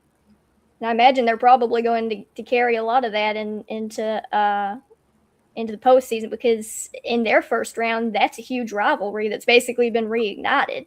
So they're going to kill each other. Battle of Pennsylvania, that'll be fun to see. They're going to be coming off the same kind of intense matchup like what the Hurricanes are facing. Yeah, whoever comes out of that series is probably going to be beat up regardless of how long it goes, because there's just the hatefulness there is going to be a factor and everything. But that's one of the reasons why I'd like for Carolina to just go ahead and get locked in now. And this, you couldn't have asked for a much better team. It's kind of like at times where Carolina would have stretches where they didn't, where they maybe lost four games in a row or something like that. And then it would be time for them to play their next game. And I'd be like, and people would ask me, do you prefer them to have a trap game, or do you prefer it to be, a bottom feeder team trap game, or do you want them to play against one of the best teams? I'm like, I want them to play against one of the best teams, because that's more likely to make you kick it into gear than playing against the Blackhawks or something like that. Like, I'd rather them play against a team like this to get themselves going. Yes. Absolutely. I mean, like they need a challenge, and I think Brind'Amour will get him prepared for it. I think he's he said it himself. Like I think he said it was the worst matchup we could have gotten. If I'm not mistaken, he said something to that effect. So he'll have him prepared. I agree. Rachel, One of the things that the Canes have never done. Oh, sorry. The Canes have never, I think, looked past an opponent in the first round. I don't think they've ever done that. Mm-mm. No, I don't think they'll look past them, but it's like they're going to be in your face a lot more than anything else you've had in the past few seasons anyway.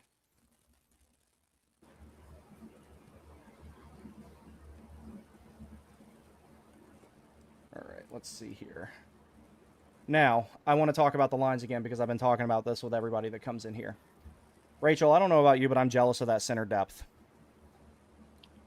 Yeah, they've that's one of their biggest advantages over many teams right now. Actually, is that they have an unreal center depth, one of the best in the league, in my opinion. Yeah, no, I really like that center depth. I'm jealous of that because if, let's say, you insert Pinto or Cousins on the Hurricanes, which, you know, at one point in time that was discussed of being a possibility. I think that carries this team, you know, to another level, to like a team that can advance to the Stanley Cup Finals and actually win a hard-fought Eastern Conference Finals series and everything like that. Because looking at the grand scheme of things here, I'm personally a very big believer that Carolina will win this series after, you know, like I said, after a very difficult 6 games and everything like that. But like this forward group right here is going to be very, very hard to deal with, and it's going to be very hard to shut down. It's going to be a lot about neutralizing what Ottawa is capable of and trying to not turn it into a track meet, but the team's also been scoring more, so maybe they could win that way as well. Out of all the matchups they could have, though, this is one that I would prefer things not turn into a track meet. So let me ask both of you, actually. Would you prefer Stahl to go up against the Stützle line or the Cousins line? Stützle. That's what I'm thinking. Because they're going to get... Go ahead. Oh, go ahead. No, you go ahead. I invited you on here. You go ahead. Yeah, I would probably say the Stützle line too.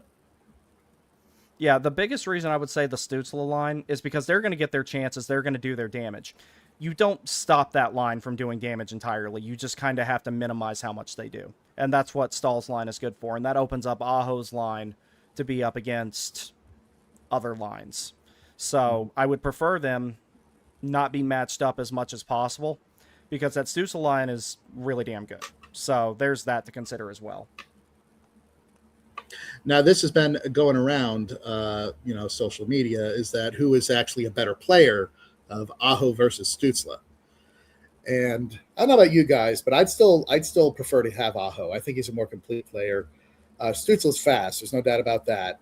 And he can put a puck in the net, but he can't kill penalties. He's not an all situations guy. And I just think I like Aho's complete game a little bit better. So, yeah, they probably won't. Like, I think you're right. I don't think they'll match up against that much.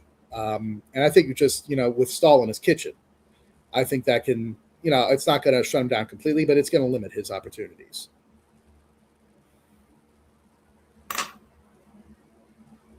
Yeah, I definitely. I'm taking Aho. I'm always going to take Aho, and basically all the same reasons that you mentioned. One of the biggest separators between those two is that Aho is an all situations player and Stützle is not. So if they put Stützle out on the penalty kill, it's because they desperately need a goal and they're just going to try and make whatever they can happen out of that. Whereas Aho, you put him out there during the penalty kill and he will probably generate a chance for you at minimum, but him and Jarvis, they do their best to produce offense in those situations, and they do so without sacrificing their defensive ability. I don't think that there's a center and wing pair on Ottawa that does that as well as Aho and Jarvis does. Yeah, I would definitely take Sebastian Aho over Tim Stützle. He has an ability to basically generate, something out of nothing, and his passing skills are just really, really incredible. Defensive game is much better in my opinion. Just yeah, I would definitely go for Aho over Stutzla any day. That's it. Yeah, So, it's just funny that became a discussion because, see, the funny thing about it is, you remember at one point in time, you may remember this, either one of you, there was a point in time where people said Mika Zibanejad was better than Sebastian Aho. Yeah, that was my reaction too. That like, huh? How did that become a discussion? It's like, it was the same thing. It's like, okay, and then there was this discussion. Oh, Pedersen's better than Aho. Okay, that discussion makes a little bit more sense, but still, no. Like, not anymore. no, definitely not anymore. That discussion has definitely been put to bed. Now here's another interesting one. I saw someone post about this, and I haven't talked about this yet on here tonight. Here's another matchup we got to look at: Svechnikov and Brady Tkachuk. What do y'all think about that one? Should be fun. You know, I mean, Kachuk is Kachuk, right? We know him. He and his brother are the same player, so we know what that we know that dynamic. I don't think it wasn't just Kachuk on Florida. It was Barkov. It was Bennett. It was everyone else. And for Hagee, Reinhardt, it was everyone else on that made just like an impressive team to play. Ottawa is not going to be as difficult to play against as Florida is. They're going to be, like I said, they'll be annoying, but they won't be oppressive. And I think that our depth is better. I think our bottom six is a lot better in particular. I do like you said, the center depth of Pinto and Cousins. They're both better than Stankoven, but I think we've got the best. I think we've got the best forward in the series, and that's Aho. Go ahead, Rachel. Yeah, I would say that is it's definitely a good comparison between the two. I'd say they're pretty much. I'd probably say they're about even. Svechnikov and Brady Tkachuk in terms of how they play. I wouldn't really say one's better than the other. They're both pretty elite in their own ways. Yeah. Yeah, no, I would say that those two are more even than Aho and Stutzla are. And then here's another good one: Slavin and Sanderson. Now, see, here's my thing with this one. I don't think it's fair to compare those two. Reason being is because Slavin is purely a shutdown guy. He's the best one that there is. Sanderson I quantify more as about as balanced of a two-way defenseman as you get. Like, literally a 50-50 guy. He can do everything on the offensive side, everything on the defensive side. The only reason he leans more towards the offensive side is because he's got one of the best safety valves that he can have with Artem Zub. So, I don't think it's fair to compare those two. They're very different players. That's like comparing Nick Volleen and Brett Hedican. Like, they're different. I think a more comparable player as far as what Ottawa has to someone on Carolina, I think Nikishin and Sanderson, even though Sanderson is far and away better at the moment, but if you're talking long term, I think that's more of a comparison of a two-way type of defenseman that's an all situations guy that does a little bit of everything. So Sanderson wins that right now. In the future, probably not. But I think that's something that should be a little bit more compared. Now, when we're talking Slavin and Zub, I think that's kind of a little bit more of a comparable, and Slavin's still the better guy there. What do y'all think? Go ahead, Rachel. I agree with you on it. It's really tough when people try to like compare, hey, who's better, Slavin or this other defenseman? Because the way that Slavin plays is not as common in the league, which you think that it would be because a defenseman's job is to play defense. But ultimately, it's really hard to compare Slavin with like, a two-way defenseman or an offensive defenseman. Like I remember a while back, people's big comparison was Cale Makar or Jacob Slavin. It's like, well, Cale Makar is more of an offensive defenseman who is very good in his own zone, but ultimately it's comparing two complete different types of players. I think it's time to just actually start naming one of the guys on the ice a rover from now Yeah, on. like what's the job, or even go even better, point and cover point. If we want to get that out of school. And what is the job? The job is to defend. And Slavin does that better than anyone on the ice. Even with one knee. Oh, and that actually reminds me of something else. So something that we talked about with the Crazy X, and I think you heard a little bit of it because you were in the studio already, Rachel, and I want to get your thoughts on this. depending on what goes down at the end of the season, and I think it's going to be a factor, but not maybe as much as what Carter and Jack were talking about.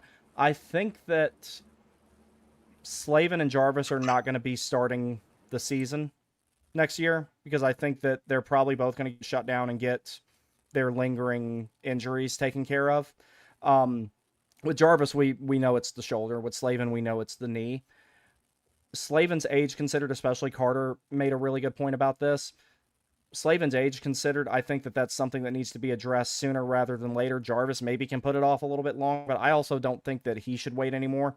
And I'm kind of speaking from experience on this because my dad finally had shoulder surgery, but he should have had it a long time ago because he messed his shoulder up when he was in the Air Force in 1988.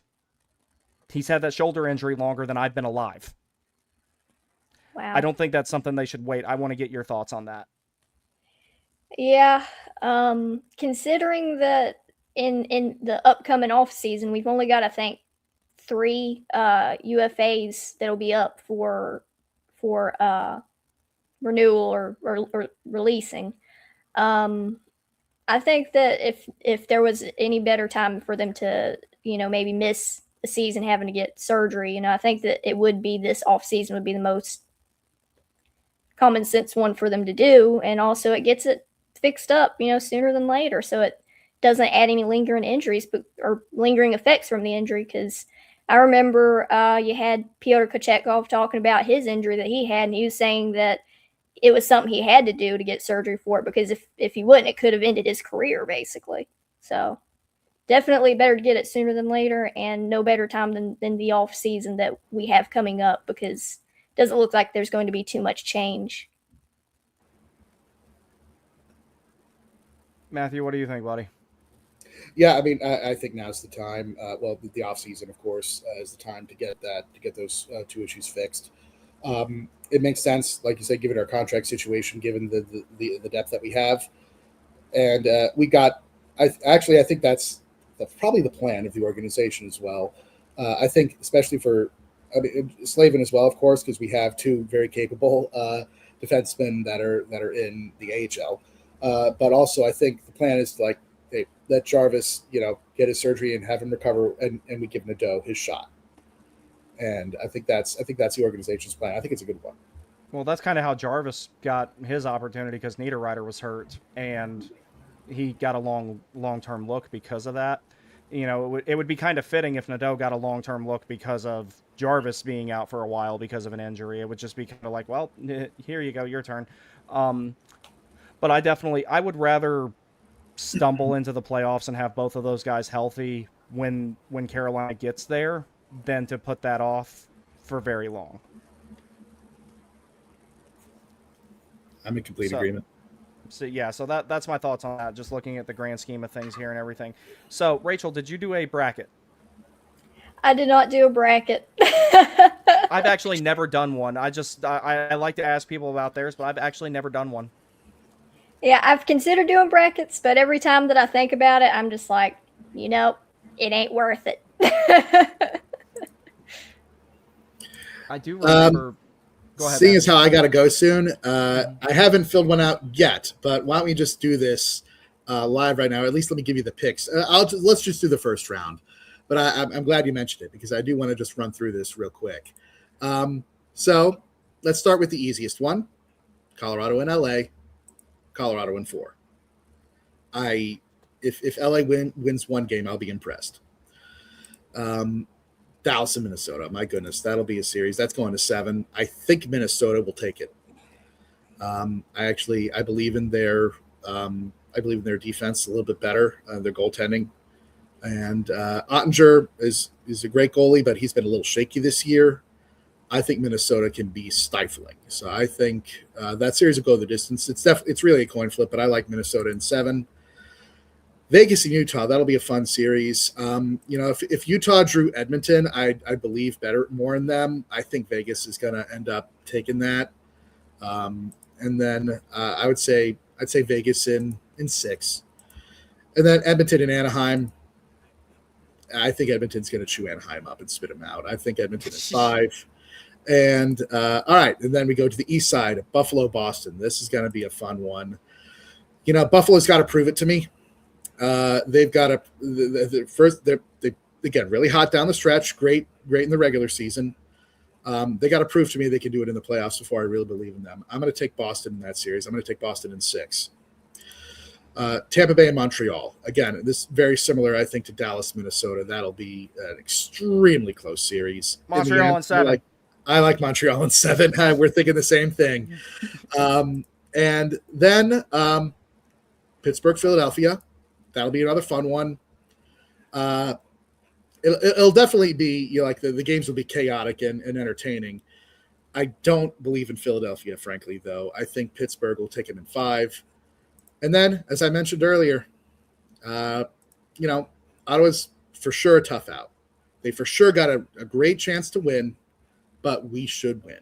The Canes should win, and I got them in 6. All right, that sounds good to me. All right. And on that note, I think I got to head out. But all right, brother. Thanks so much for having me, Brandon. Yeah, appreciate you coming on. We're going to do a whole lot more in the coming weeks because this is going to be a very busy time of year for all of us. Indeed. Y'all take care. You too, buddy. Take care. Thank you for coming on. Alrighty. So, Rachel, I do have to ask, what led you to start doing the clipping and posting and stuff, all that on X? I think I've asked you before, but I can't remember for the life of me what got you into doing that. Yeah, it started out, I would see something kind of funny happen in a game and I'd think, that'd be pretty cool. So then I would clip that. But how I actually really got started in it was a friend of mine. She messaged me and asked about an interview that Jarvis had done in an intermission. I believe it was when they went down 4-0 in the first period against Toronto. And he was just like, hey, Hannah, I'm sorry, I got to go. And he wasn't really able to do the interview. And nobody had posted it. And so then I was like, yeah, I'll get that for you. So I went and recorded it and everything. And then I realized a lot of these things don't get recorded. For other teams, some of them will get recorded, but nobody really publishes too much footage for the Hurricanes. And with me being a writer and everything, you always got to have sources. And so then I thought, all right, well, I'm not the only journalist having to write Hurricanes, and I'm sure that a lot of them will probably need this too. So then I started doing it. Next thing I knew, I just really had too much fun doing it. So now I do it every game. I'm doing the pre-game. I'm doing intermissions.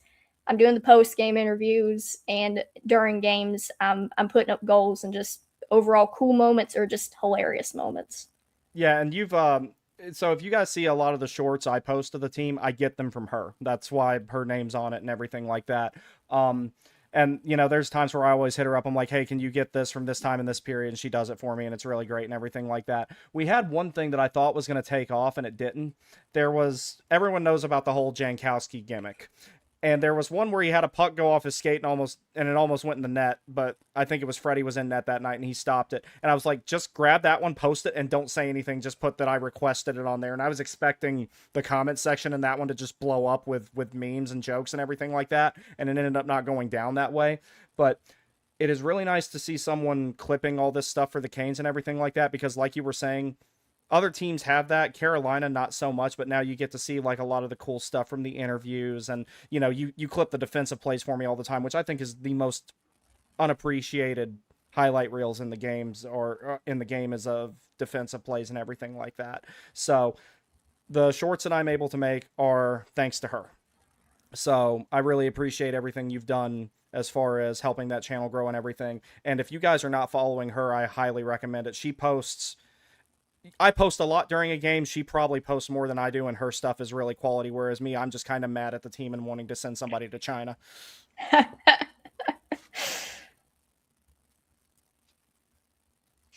much time do we have? Cool. Alrighty. Rachel, thank you very much for joining me. This has been a whole lot of fun. We will do this again soon. Hopefully, maybe after this series is over and hopefully after Carolina has won, but this is going to be a rough one.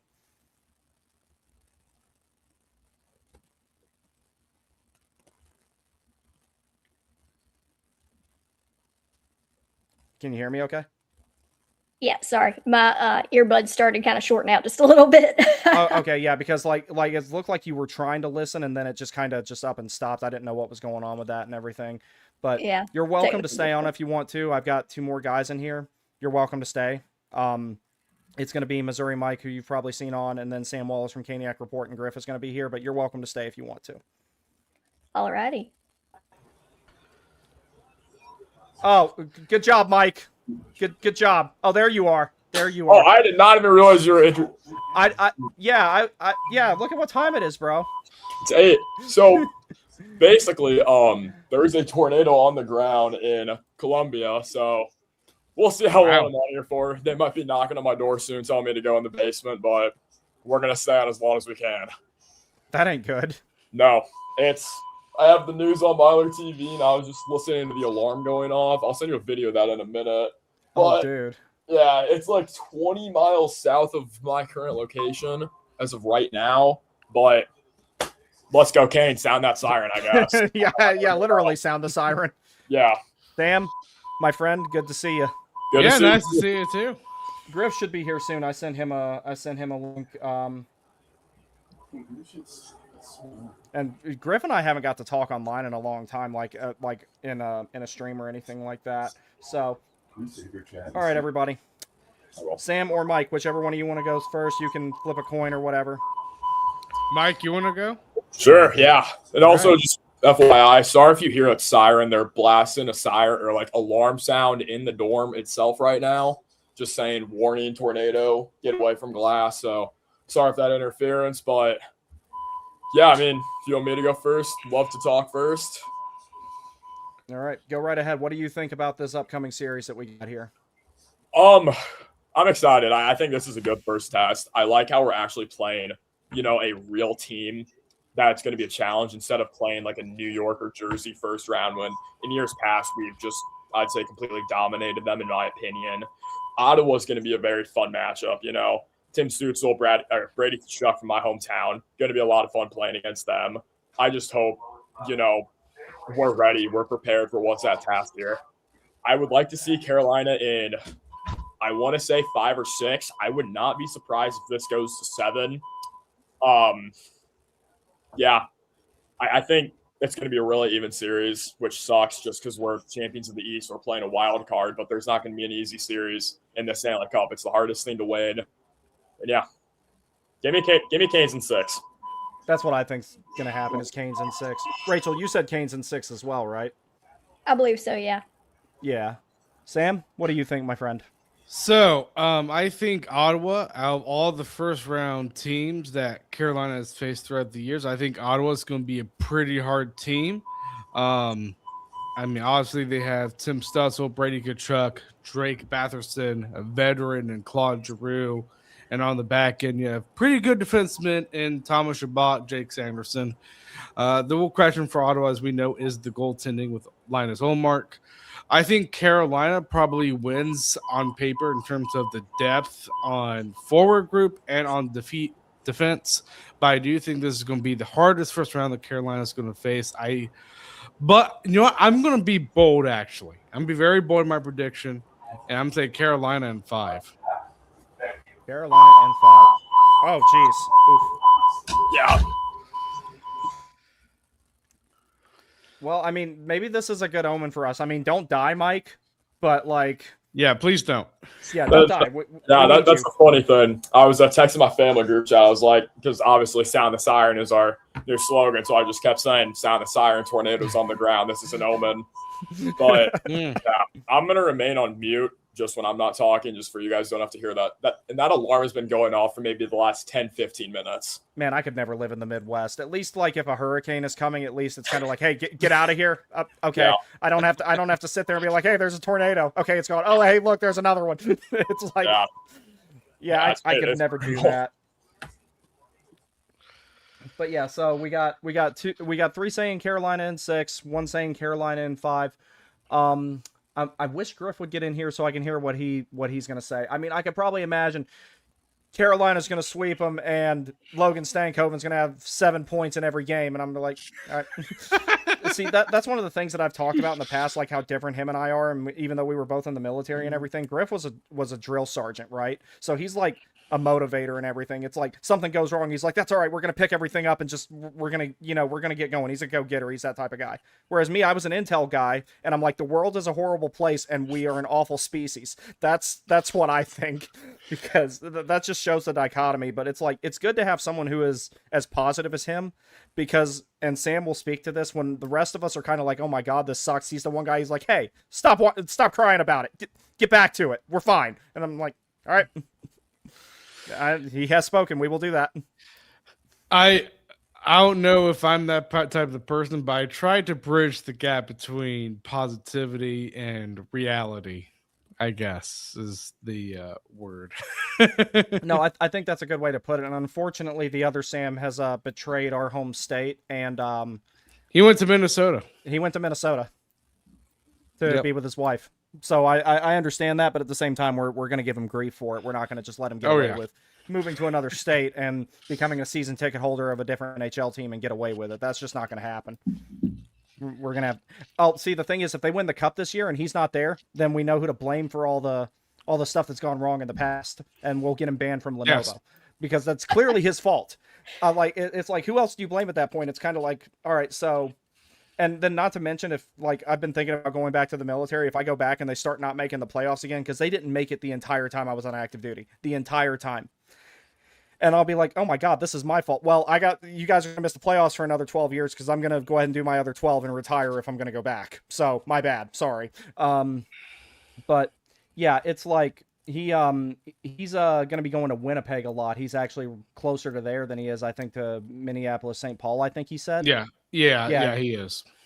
Yeah, I told him I'd go up there and meet him for a game in Winnipeg one of these days when the circumstances permit. Like, out of all the places in Canada I could go to, Winnipeg's actually one I think I would really enjoy. Yeah, I'm going to have to go up there anyways, because I'm a groomsman for his wedding coming up, so. Oh, that'll be fun. Yeah. Dude, the last time I was a groomsman, Desiree still got pictures of it. It was my friend Anthony. Him and I actually met from playing hockey. And I was a groomsman at his wedding, and his parents paid for all of it. Mm-hmm. And they had us in the most old-looking suits that you could imagine. Brown shoes, navy blue suits with, like, gray, like, shirts. And it's hard to describe how bad it was. When I took that suit off later, Desiree told me, she's like, when we get home, throw those shoes away. And she's like, actually, as a matter of fact, throw them away now. I'm like, I don't want to take a chance of them seeing me throw them away. That's not cool. And she's like, you're never going to wear those again. I'm like, yeah, I know. But, like, it was very, like, I don't know. It was a weird suit. I liked it for the most part. I thought it was cool, but she just didn't like that suit for some reason. She just didn't. I don't know what her deal was with that. But, yeah. But being a groomsman is actually, like, it's not as demanding as, like, being actually, like, getting married, but it is some work to it sometimes. It is. I'm kind of a veteran groomsman just because this is going to be my third wedding as a groomsman. So. Oh, wow. Yeah. All right. So actually, you know what'll be cool? Let's get to some of the comments here while we're waiting on Griff. Oh my god, there's a lot of them. Dude. Okay. All right. We're going to have to be selective with which ones we get here.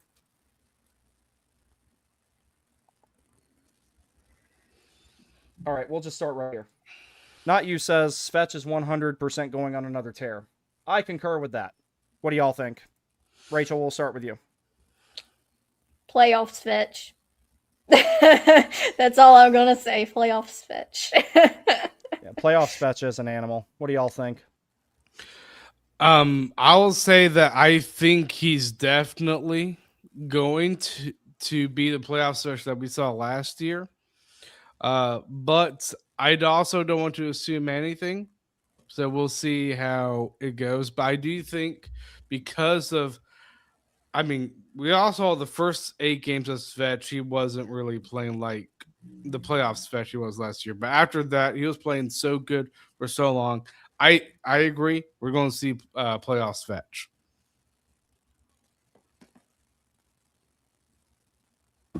And yeah, I'm going to have to agree. I'd love to see playoff Svetch just picking it up just big time this year. I mean, last year he was pretty good. I'd say, I mean, obviously it was good last year in the playoff, but this year I'm really looking forward to him. Obviously, this year's been the best year in his.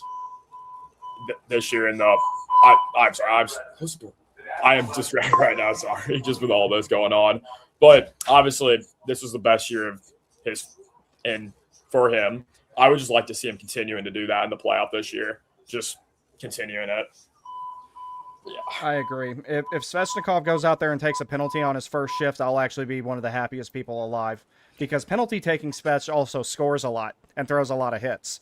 So like, I'll take that a lot of times. Okay, here's something interesting that I just happened to think about. Who is going to be the leading scorer for the Hurricanes at the end of this series, regardless of how it goes? I think it's going to be Aho, just because he's always been leading score, whether it's on goals or assist. Yeah, personally, I'd say Aho too. I just feel like in the last few years, he's been our best player in the playoffs. So I think Aho just continues that. Alrighty. I'm going to throw in something wild. My money's on Nikolai Ehlers. All right. I like that. That's a distinct possibility with the way he's playing. All right, now I'm going to go really off the board here. And this is going to be like, oh, Brandon, you're biased. I'm going to say Shane Gostisbehere. I could see it. Yeah. You're not going to go with Jankowski? We're saving him for the conference finals. Brandon's favorite player. Yeah, my favorite player, Mark Jankowski. I actually see, the sad thing about it is I have to put this disclaimer out now. I actually like Jankowski. It's just that night that he had 7 shot attempts and missed the net every time, and I was like, what are you doing? Like, you should have hit it accidentally with your eyes closed by now. It's like, you remember, if y'all ever saw Starship Troopers, you remember the part where the dude's doing like the test where he's trying to guess the 2 cards that are on the screen, and Neil Patrick Harris tells him, he's like, well, you should have, statistically speaking, you accidentally should have got one right by now. That's how I felt when watching Mark Jankowski miss the net 7 times in a row.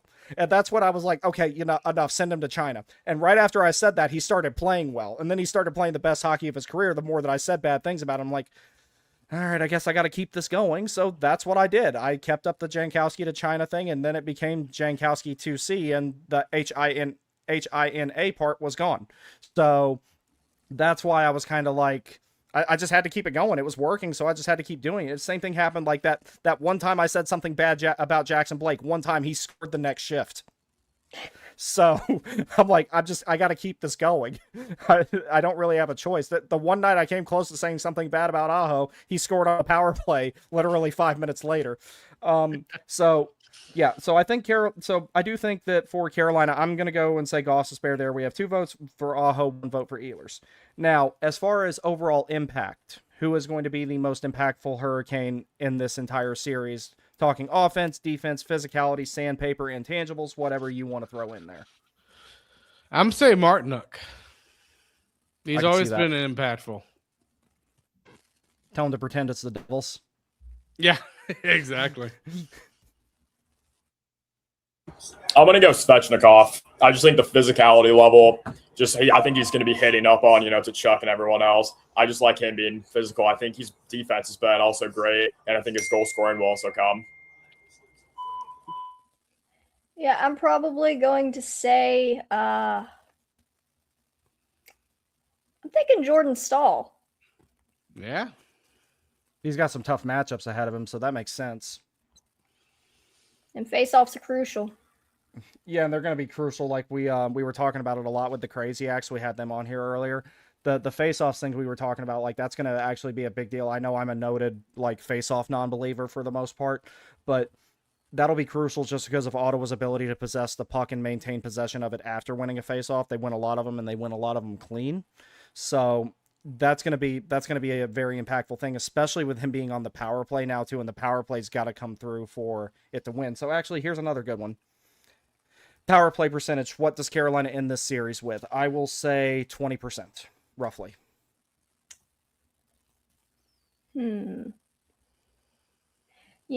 Ottawa's penalty kill hasn't exactly been shining. It's like 29th in the league, I think. Yes, it is. I'm thinking they might have. I think they might have a lot of zest on the power play, Carolina. So I'd say maybe I'm gonna give them 23%. 23. That's that would win the series for him if they had it up to 23. It's like 23 to 25. That would win the series, I think. I'll go with 23.5% just to be different. Just to be different. What about you, Mike? Yeah, I'm gonna go somewhere in that ballpark too. 20%, 23 area, I guess. Like, our power play has been great, obviously, these last few weeks. And like Rachel said, I mean, I don't know too much about the Ottawa penalty kill, but if we get that opportunity, we just got to capitalize. So, all right, then we'll lead into that with this. Penalty kill percentage. This is where I think the penalty kill is going to really return to form. It's been a little bit off a lot of times this season. Playoff penalty kill, though, I think this is one of those times where Carolina is really going to play to their strengths, and they're really going to return to a more characteristic penalty kill like we've seen in the past. I think the penalty kill will be 85% or greater. Yeah, I would say probably 86% is where I'm going to put it. This is going to be fun to revisit when the series over, see like how close we all were.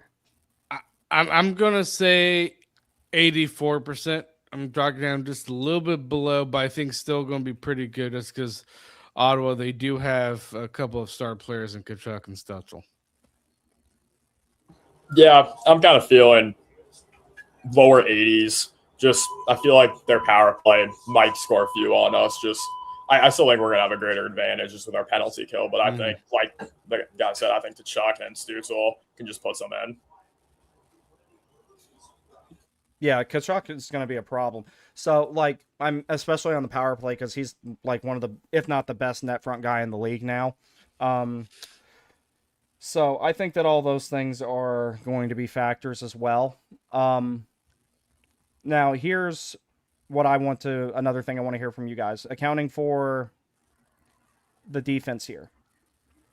In addition to thinking that the penalty kill is going to go above 85%, I don't know how a lot of you guys feel about it, but I've been kind of critical of the Slavin and Chatfield pair this year. I think that they're going to step it up during the playoffs. I think they're going to be a little bit better just because they've had time to get used to each other, and they're in a situation where they're going to have matchups against the same guys over and over again, and they're going to figure out how to play against whoever their matchups are, and then they can kind of get into a rhythm with doing the same things over and over again that they need to do, develop some really good habits really quick. I think the Slavin and Chatfield pairing is going to improve significantly, and I think that at 5-on-5 they will have a goal differential of 4 or greater. Sounds about right to me. What do y'all think? So I would say with the Slavin Chatfield pairing, I thought at first when Brendan Moore put them together, it was a little bit rough. Just because you had Slavin just coming back, he's going to be a little bit rusty, probably. And Chatfield, I think it was just probably just a little bit of a newish type of role, but I thought Chatfield actually got better as the season progressed. And playoffs, we all know every player elevates their game just because it's a completely different game come playoff time. I do think they're going to be better. Alrighty. Yeah, I'm going to agree. I think they're going to step up. Chatfield at the end of the season kind of took a step down, but I think he's going to just bounce right back up speaking tomorrow and the rest of the series. Yep, I agree. So, Alexander Nikishin, does he have about the same productivity and play as well as he did during the latter part of the regular season in the playoffs? Will he take a step back because of the new and more stressful and more difficult environment of the playoffs? Or is he going to play better? I think he's going to play significantly better. I just see this being a player that is going to deal with bright lights very well and actually prefer those types of circumstances. Yeah, I think he's probably going to do a little bit better. The pressures of the playoffs, we got to remember he started out in the NHL in the playoffs. And before that, he was the captain of a really, really good St. Petersburg team in the KHL that made some pretty good playoff runs. So I think he'll probably do even better in the playoffs. I'm not going to say he's going to get like a whole lot of time. I could see him actually getting his time maybe cut a little. And the second and first pairings getting a little bit more time due to it being the playoffs. Mm-hmm. But I think that he'll do significantly even better. Yeah. I would say he does significantly better too. I mean, obviously, he was kind of put to the fire last year when starting in the playoffs in the NHL. But I feel like he kind of got his starts truly when the season started, and I think he has progressed ever since then. So I definitely think Nikishin's going to get better. But like, I mean, I agree. I think his time's probably going to be a little bit reduced, not because of his performance, just because obviously Brandon Moore probably is going to take more responsibility into the other top 5 players. And I think even with the limited ice time, I still think he's going to be a massive improvement. Yeah, I'm real excited for Nikishin. He's been one of my favorite players this year. I think he's going to step up big time. I mean, he's had a great year this year. And it's first, I guess, true real season, second playoff. Even last year in the playoffs, he impressed me so much. And I think he's just going to continue impressing me. And also, I hate to be like, I really might have to go within the next few minutes. The tornado is right south of me and moving up. So if you guys see me, just keep looking over. I'm watching another monitor just with the live weather. I think I'll be good. I think it's just going to miss me by a little bit. But, yeah, the sirens are full blowing off, which, yeah, we'll see. Yeah, if you got to go, bud, you don't owe us an explanation. You just go Yeah. get sheltered and all that type of stuff. And just, Yeah. like I said, don't die. We need you because I don't know about y'all, but I have made more bookmarks and gotten more bookmarks from this series than I ever have from anyone. I got a full folder on the Twitter just saved of everything I'm going to use. Dude, it's going to take me days to clap back at all those people. I might have to let some of them go and just worry about the big ones because the second round's going to be half over by the time I get through all of them. I mean, you saw like the victory lap I went on after Carolina beat Washington last year. I probably was memeing people for about 6 hours before I finally fell asleep.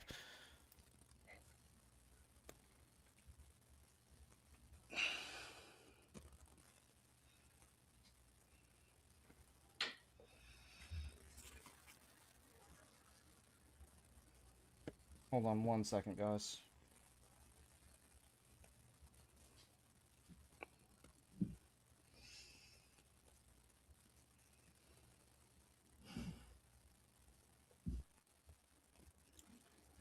Well, that's about all I have, though, honestly, because I can't really think of much anything else to talk about. I think that we've covered just about everything. I have a question. What's your question? Yes, that is Queen of the Puck. Obviously, home ice advantage is a sort of a thing just because you have last minute change. But I wonder, because I talked about this in the episode that came out today. How is Rob Brindamore going to make his lines match up against Ottawa's lines? Do you guys think, because it seems like Stussel and Kachuk are going to be on separate lines, which I can understand why. Would you guys think would you guys think the Stahl line is going to go up against Cousins' line, probably, at home? I could see that. Yeah, I could imagine it. But at the same time, Matthew and I were talking about it earlier. I think Joro's going to match up with the Stützle line more than anything. He could. I mean, like, I look at that line and I'm like, definitely have very skilled skaters in Stutzel and Batherson. I mean, Giroux, I mean, he's still a good, decent player. It's just, he's not the best skater like he was back in his heyday. I could see Stahl going against Stutzel.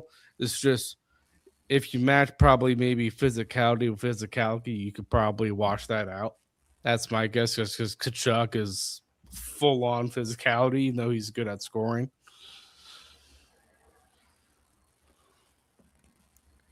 Okay, here's a good question for you. Which one of these lines do you want Slavin and Chatfield up against the most? Stutzel line. I agree. Yeah, I would say Stützle line. I'd agree. Yeah. That's going to be their top line scoring, I bet. Yeah, and then we'll probably want Gostisbehere and Nikishin out there against their bottom six as much as possible. Now, one thing as far as the defense goes, as far as the pair that's going to produce the most, I think that's probably Ghost and Nikish, and I'm hoping that they're going to be out there with the Aho line as much as possible, especially on the offensive zone faceoffs. I think that's where they're going to make the most difference. It's going to be interesting because, I mean, I think if you're going to have them with the Aho line, then you have to know, okay, what line are you going to match against Ottawa's line? And if it's a Stutzel line, I mean, do you want an all offensive game or do you want some defense? Like, to me, I think the most well-rounded pair is probably the Walker-Miller line, to be honest. And inversely, I think Pinto's line would probably try to match up with the Aho line. I think that's what Travis Green is going to try to do. Because he's probably going to have the Stutzel or the Cozens line going after Stankoven's line, just because of not so much of just their performance, but because of the size, obviously.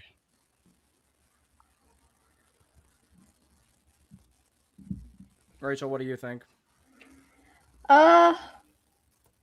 Yeah, basically the same thing is what I'm thinking. Mike, what about you, buddy? You still with us? I'm thinking the same thing. Yeah, don't worry. I'm still here, just trying to stay alive in Tornado. Yeah, no, I don't blame you. You got priorities. All right, guys, that's about everything I got, because I think that most of the questions we have are going to start getting answered tomorrow at, they say 3 o'clock, but the game won't start until like 3:15 when they finally decide to start to have a face-off. Then the official's going to think of some reason not to drop the puck, and then he's going to get booed. And then they'll finally drop the puck. They'll blow it dead immediately at 19:59, wave somebody out, and then the game might start by 3:20. I mean, I have another question, too. What do you got? So, who do you think starts game 1, and how much of a leash does that player have? Freddie starts, has a shorter leash than he's had in the past, but he's definitely getting the start. I agree. That's why I said leash. I'm gonna break form a little here. I think that Bussy might actually get the start. His best game statistically was actually against the Ottawa Senators, not counting shutouts. So I think that considering his play, he really stepped it back up after his little cold streak he had after the Olympic break. I think that he might actually get the start, but I think that the leash is going to be short. And I imagine whether he plays good or bad in the first game, second game, we're getting Freddie. Yeah, I'm going to have to say Freddie's going to start tomorrow, but I don't think there's much room for error. I wouldn't be surprised if he lets in a lot to see Bussy start game 2 or 3. I mean, Bussy could theoretically, though, perform well against a team like Ottawa, because they generate a lot of, like, the shot volume is not as big of a gap as normal, but Ottawa still generates a ton of high danger chances, and that's what Bussy, when he's playing well, that's what Bussy tends to stop thrive the most. On. Yeah. So I think that, like, him playing well against Ottawa, whether he comes in relief or has to start game 2 for whatever reason, or Rod just decides to go that way with it, I think he could perform well against a team like that. Now, the biggest thing here, I think, with the goaltending, Carolina, the best thing they can do for themselves is get to Linus Ullmark early, like, make him have a meltdown, like, in one period. Like, put 2 or 3 up on him immediately. Like, force them to put Reimer in. Like, just get to him early. Yeah, I mean, like, and again, this is one of those things where I kind of think Carolina has the advantage in, like with Carolina, I would say almost, I won't say completely, but I would say almost you have 3 goaltending options. That's because Kuchekov's been out for a long time. But with Ottawa, you have to a little bit ride or die on Omar, just because even though I love Reimer, he's a former Hurricane. I don't think he's gonna. You never know, truly, but I just don't think he's going to perform as well as he did for us when he was a Canes fan in the playoffs.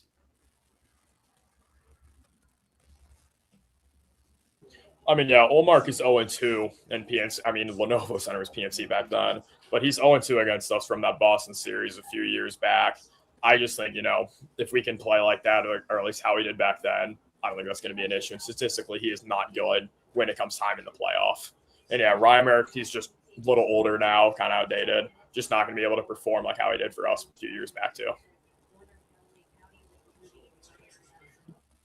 If I might add in one last thing on goaltending real quick, something that the Hurricanes, I wrote a story over at Carolina Hockey Now a few days ago.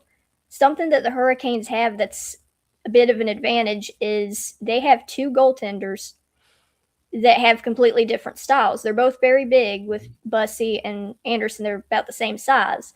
But Anderson is a positional goaltender, and he relies more on his technique.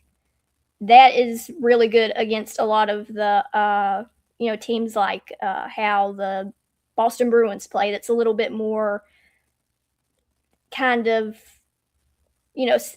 standard, but for like your really fast teams that play like how the Hurricanes do, like the Senators, Bussey is he's more proficient in like the butterfly style. He relies on his speed and reflexes a little bit more, and that usually matches up really well against those types of teams. So that's a really good thing that they have, that if maybe it's not working for one goalie, they can look at another goalie and possibly get a completely different result.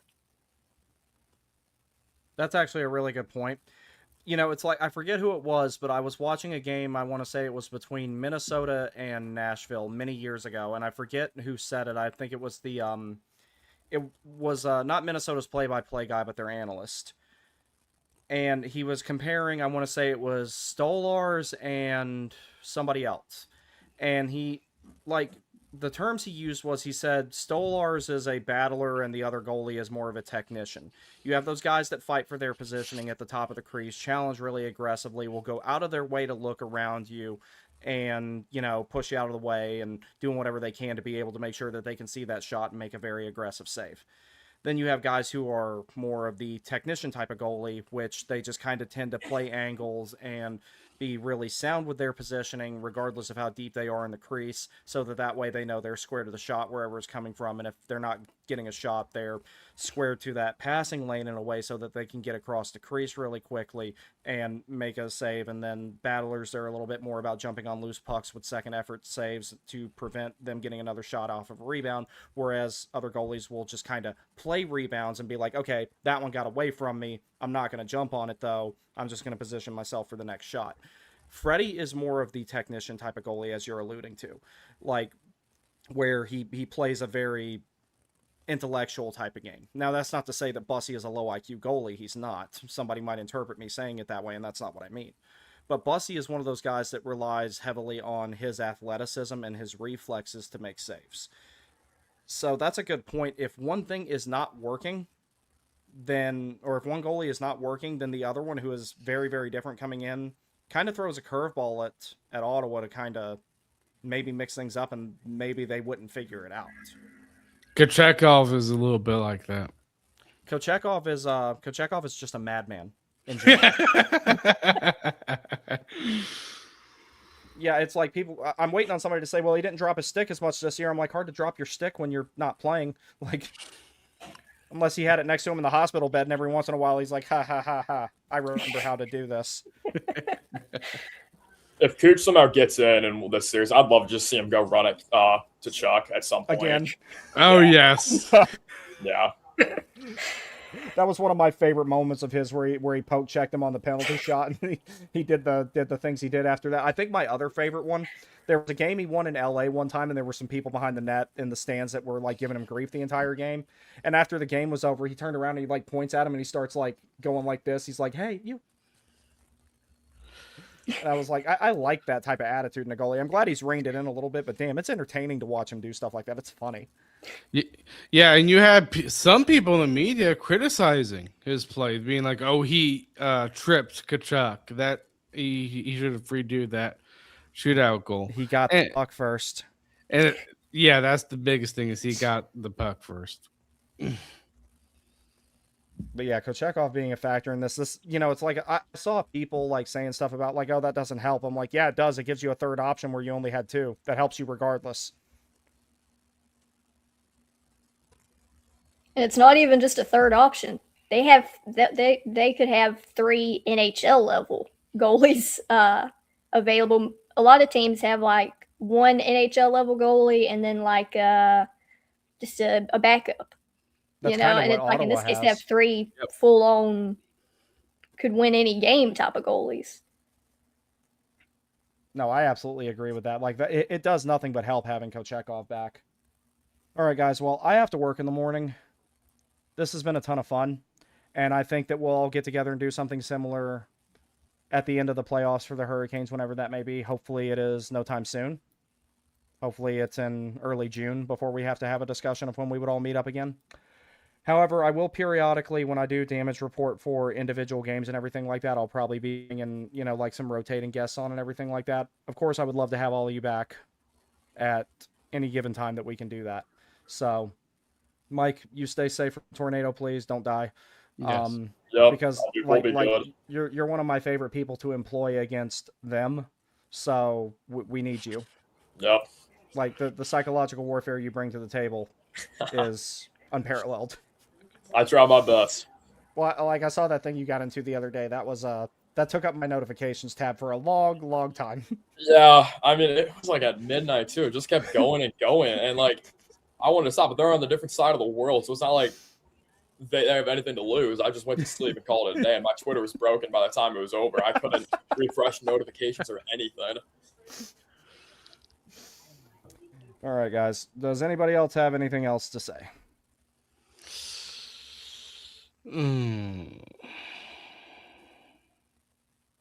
I'm thinking, but I don't know if I have anything else. Yeah, I think I'm kind of cooked because I got up at 5 this morning, so it's finally hitting me now. Yeah, brain's fried, and I still got a couple articles to write, so this is going to be interesting. Oh, you still? Oh, yeah, because you are you writing them for your Substack? Oh, I'm writing them for Carolina Hockey Now. You're writing for them now? Oh, that's cool. Yeah, I'm part of the National Hockey Now network now, so that's great. Oh, that's cool. Awesome. Congratulations. Yeah. Thank you. But yeah, well, I think we'll just go ahead and need to call this a night because we're gonna have plenty to discuss after about 5:30 tomorrow, maybe later. I think we're gonna have a lot to talk about at that point. So, everyone, thank you very much for joining us. Sorry I couldn't get to the comments, but we had a very extensive discussion here. I want to also give a thanks to Tom Ray from Storm Tracker, Tony D from Tony DACN, the Jack and Carter from the Carolina Crazyaks, and of course our friend Matthew P, who all showed up here for the stream tonight. The three of you, thank you very much. This was fun. It was really great to close it out with you three. I will see you next time. Go Canes. Kachuk to China.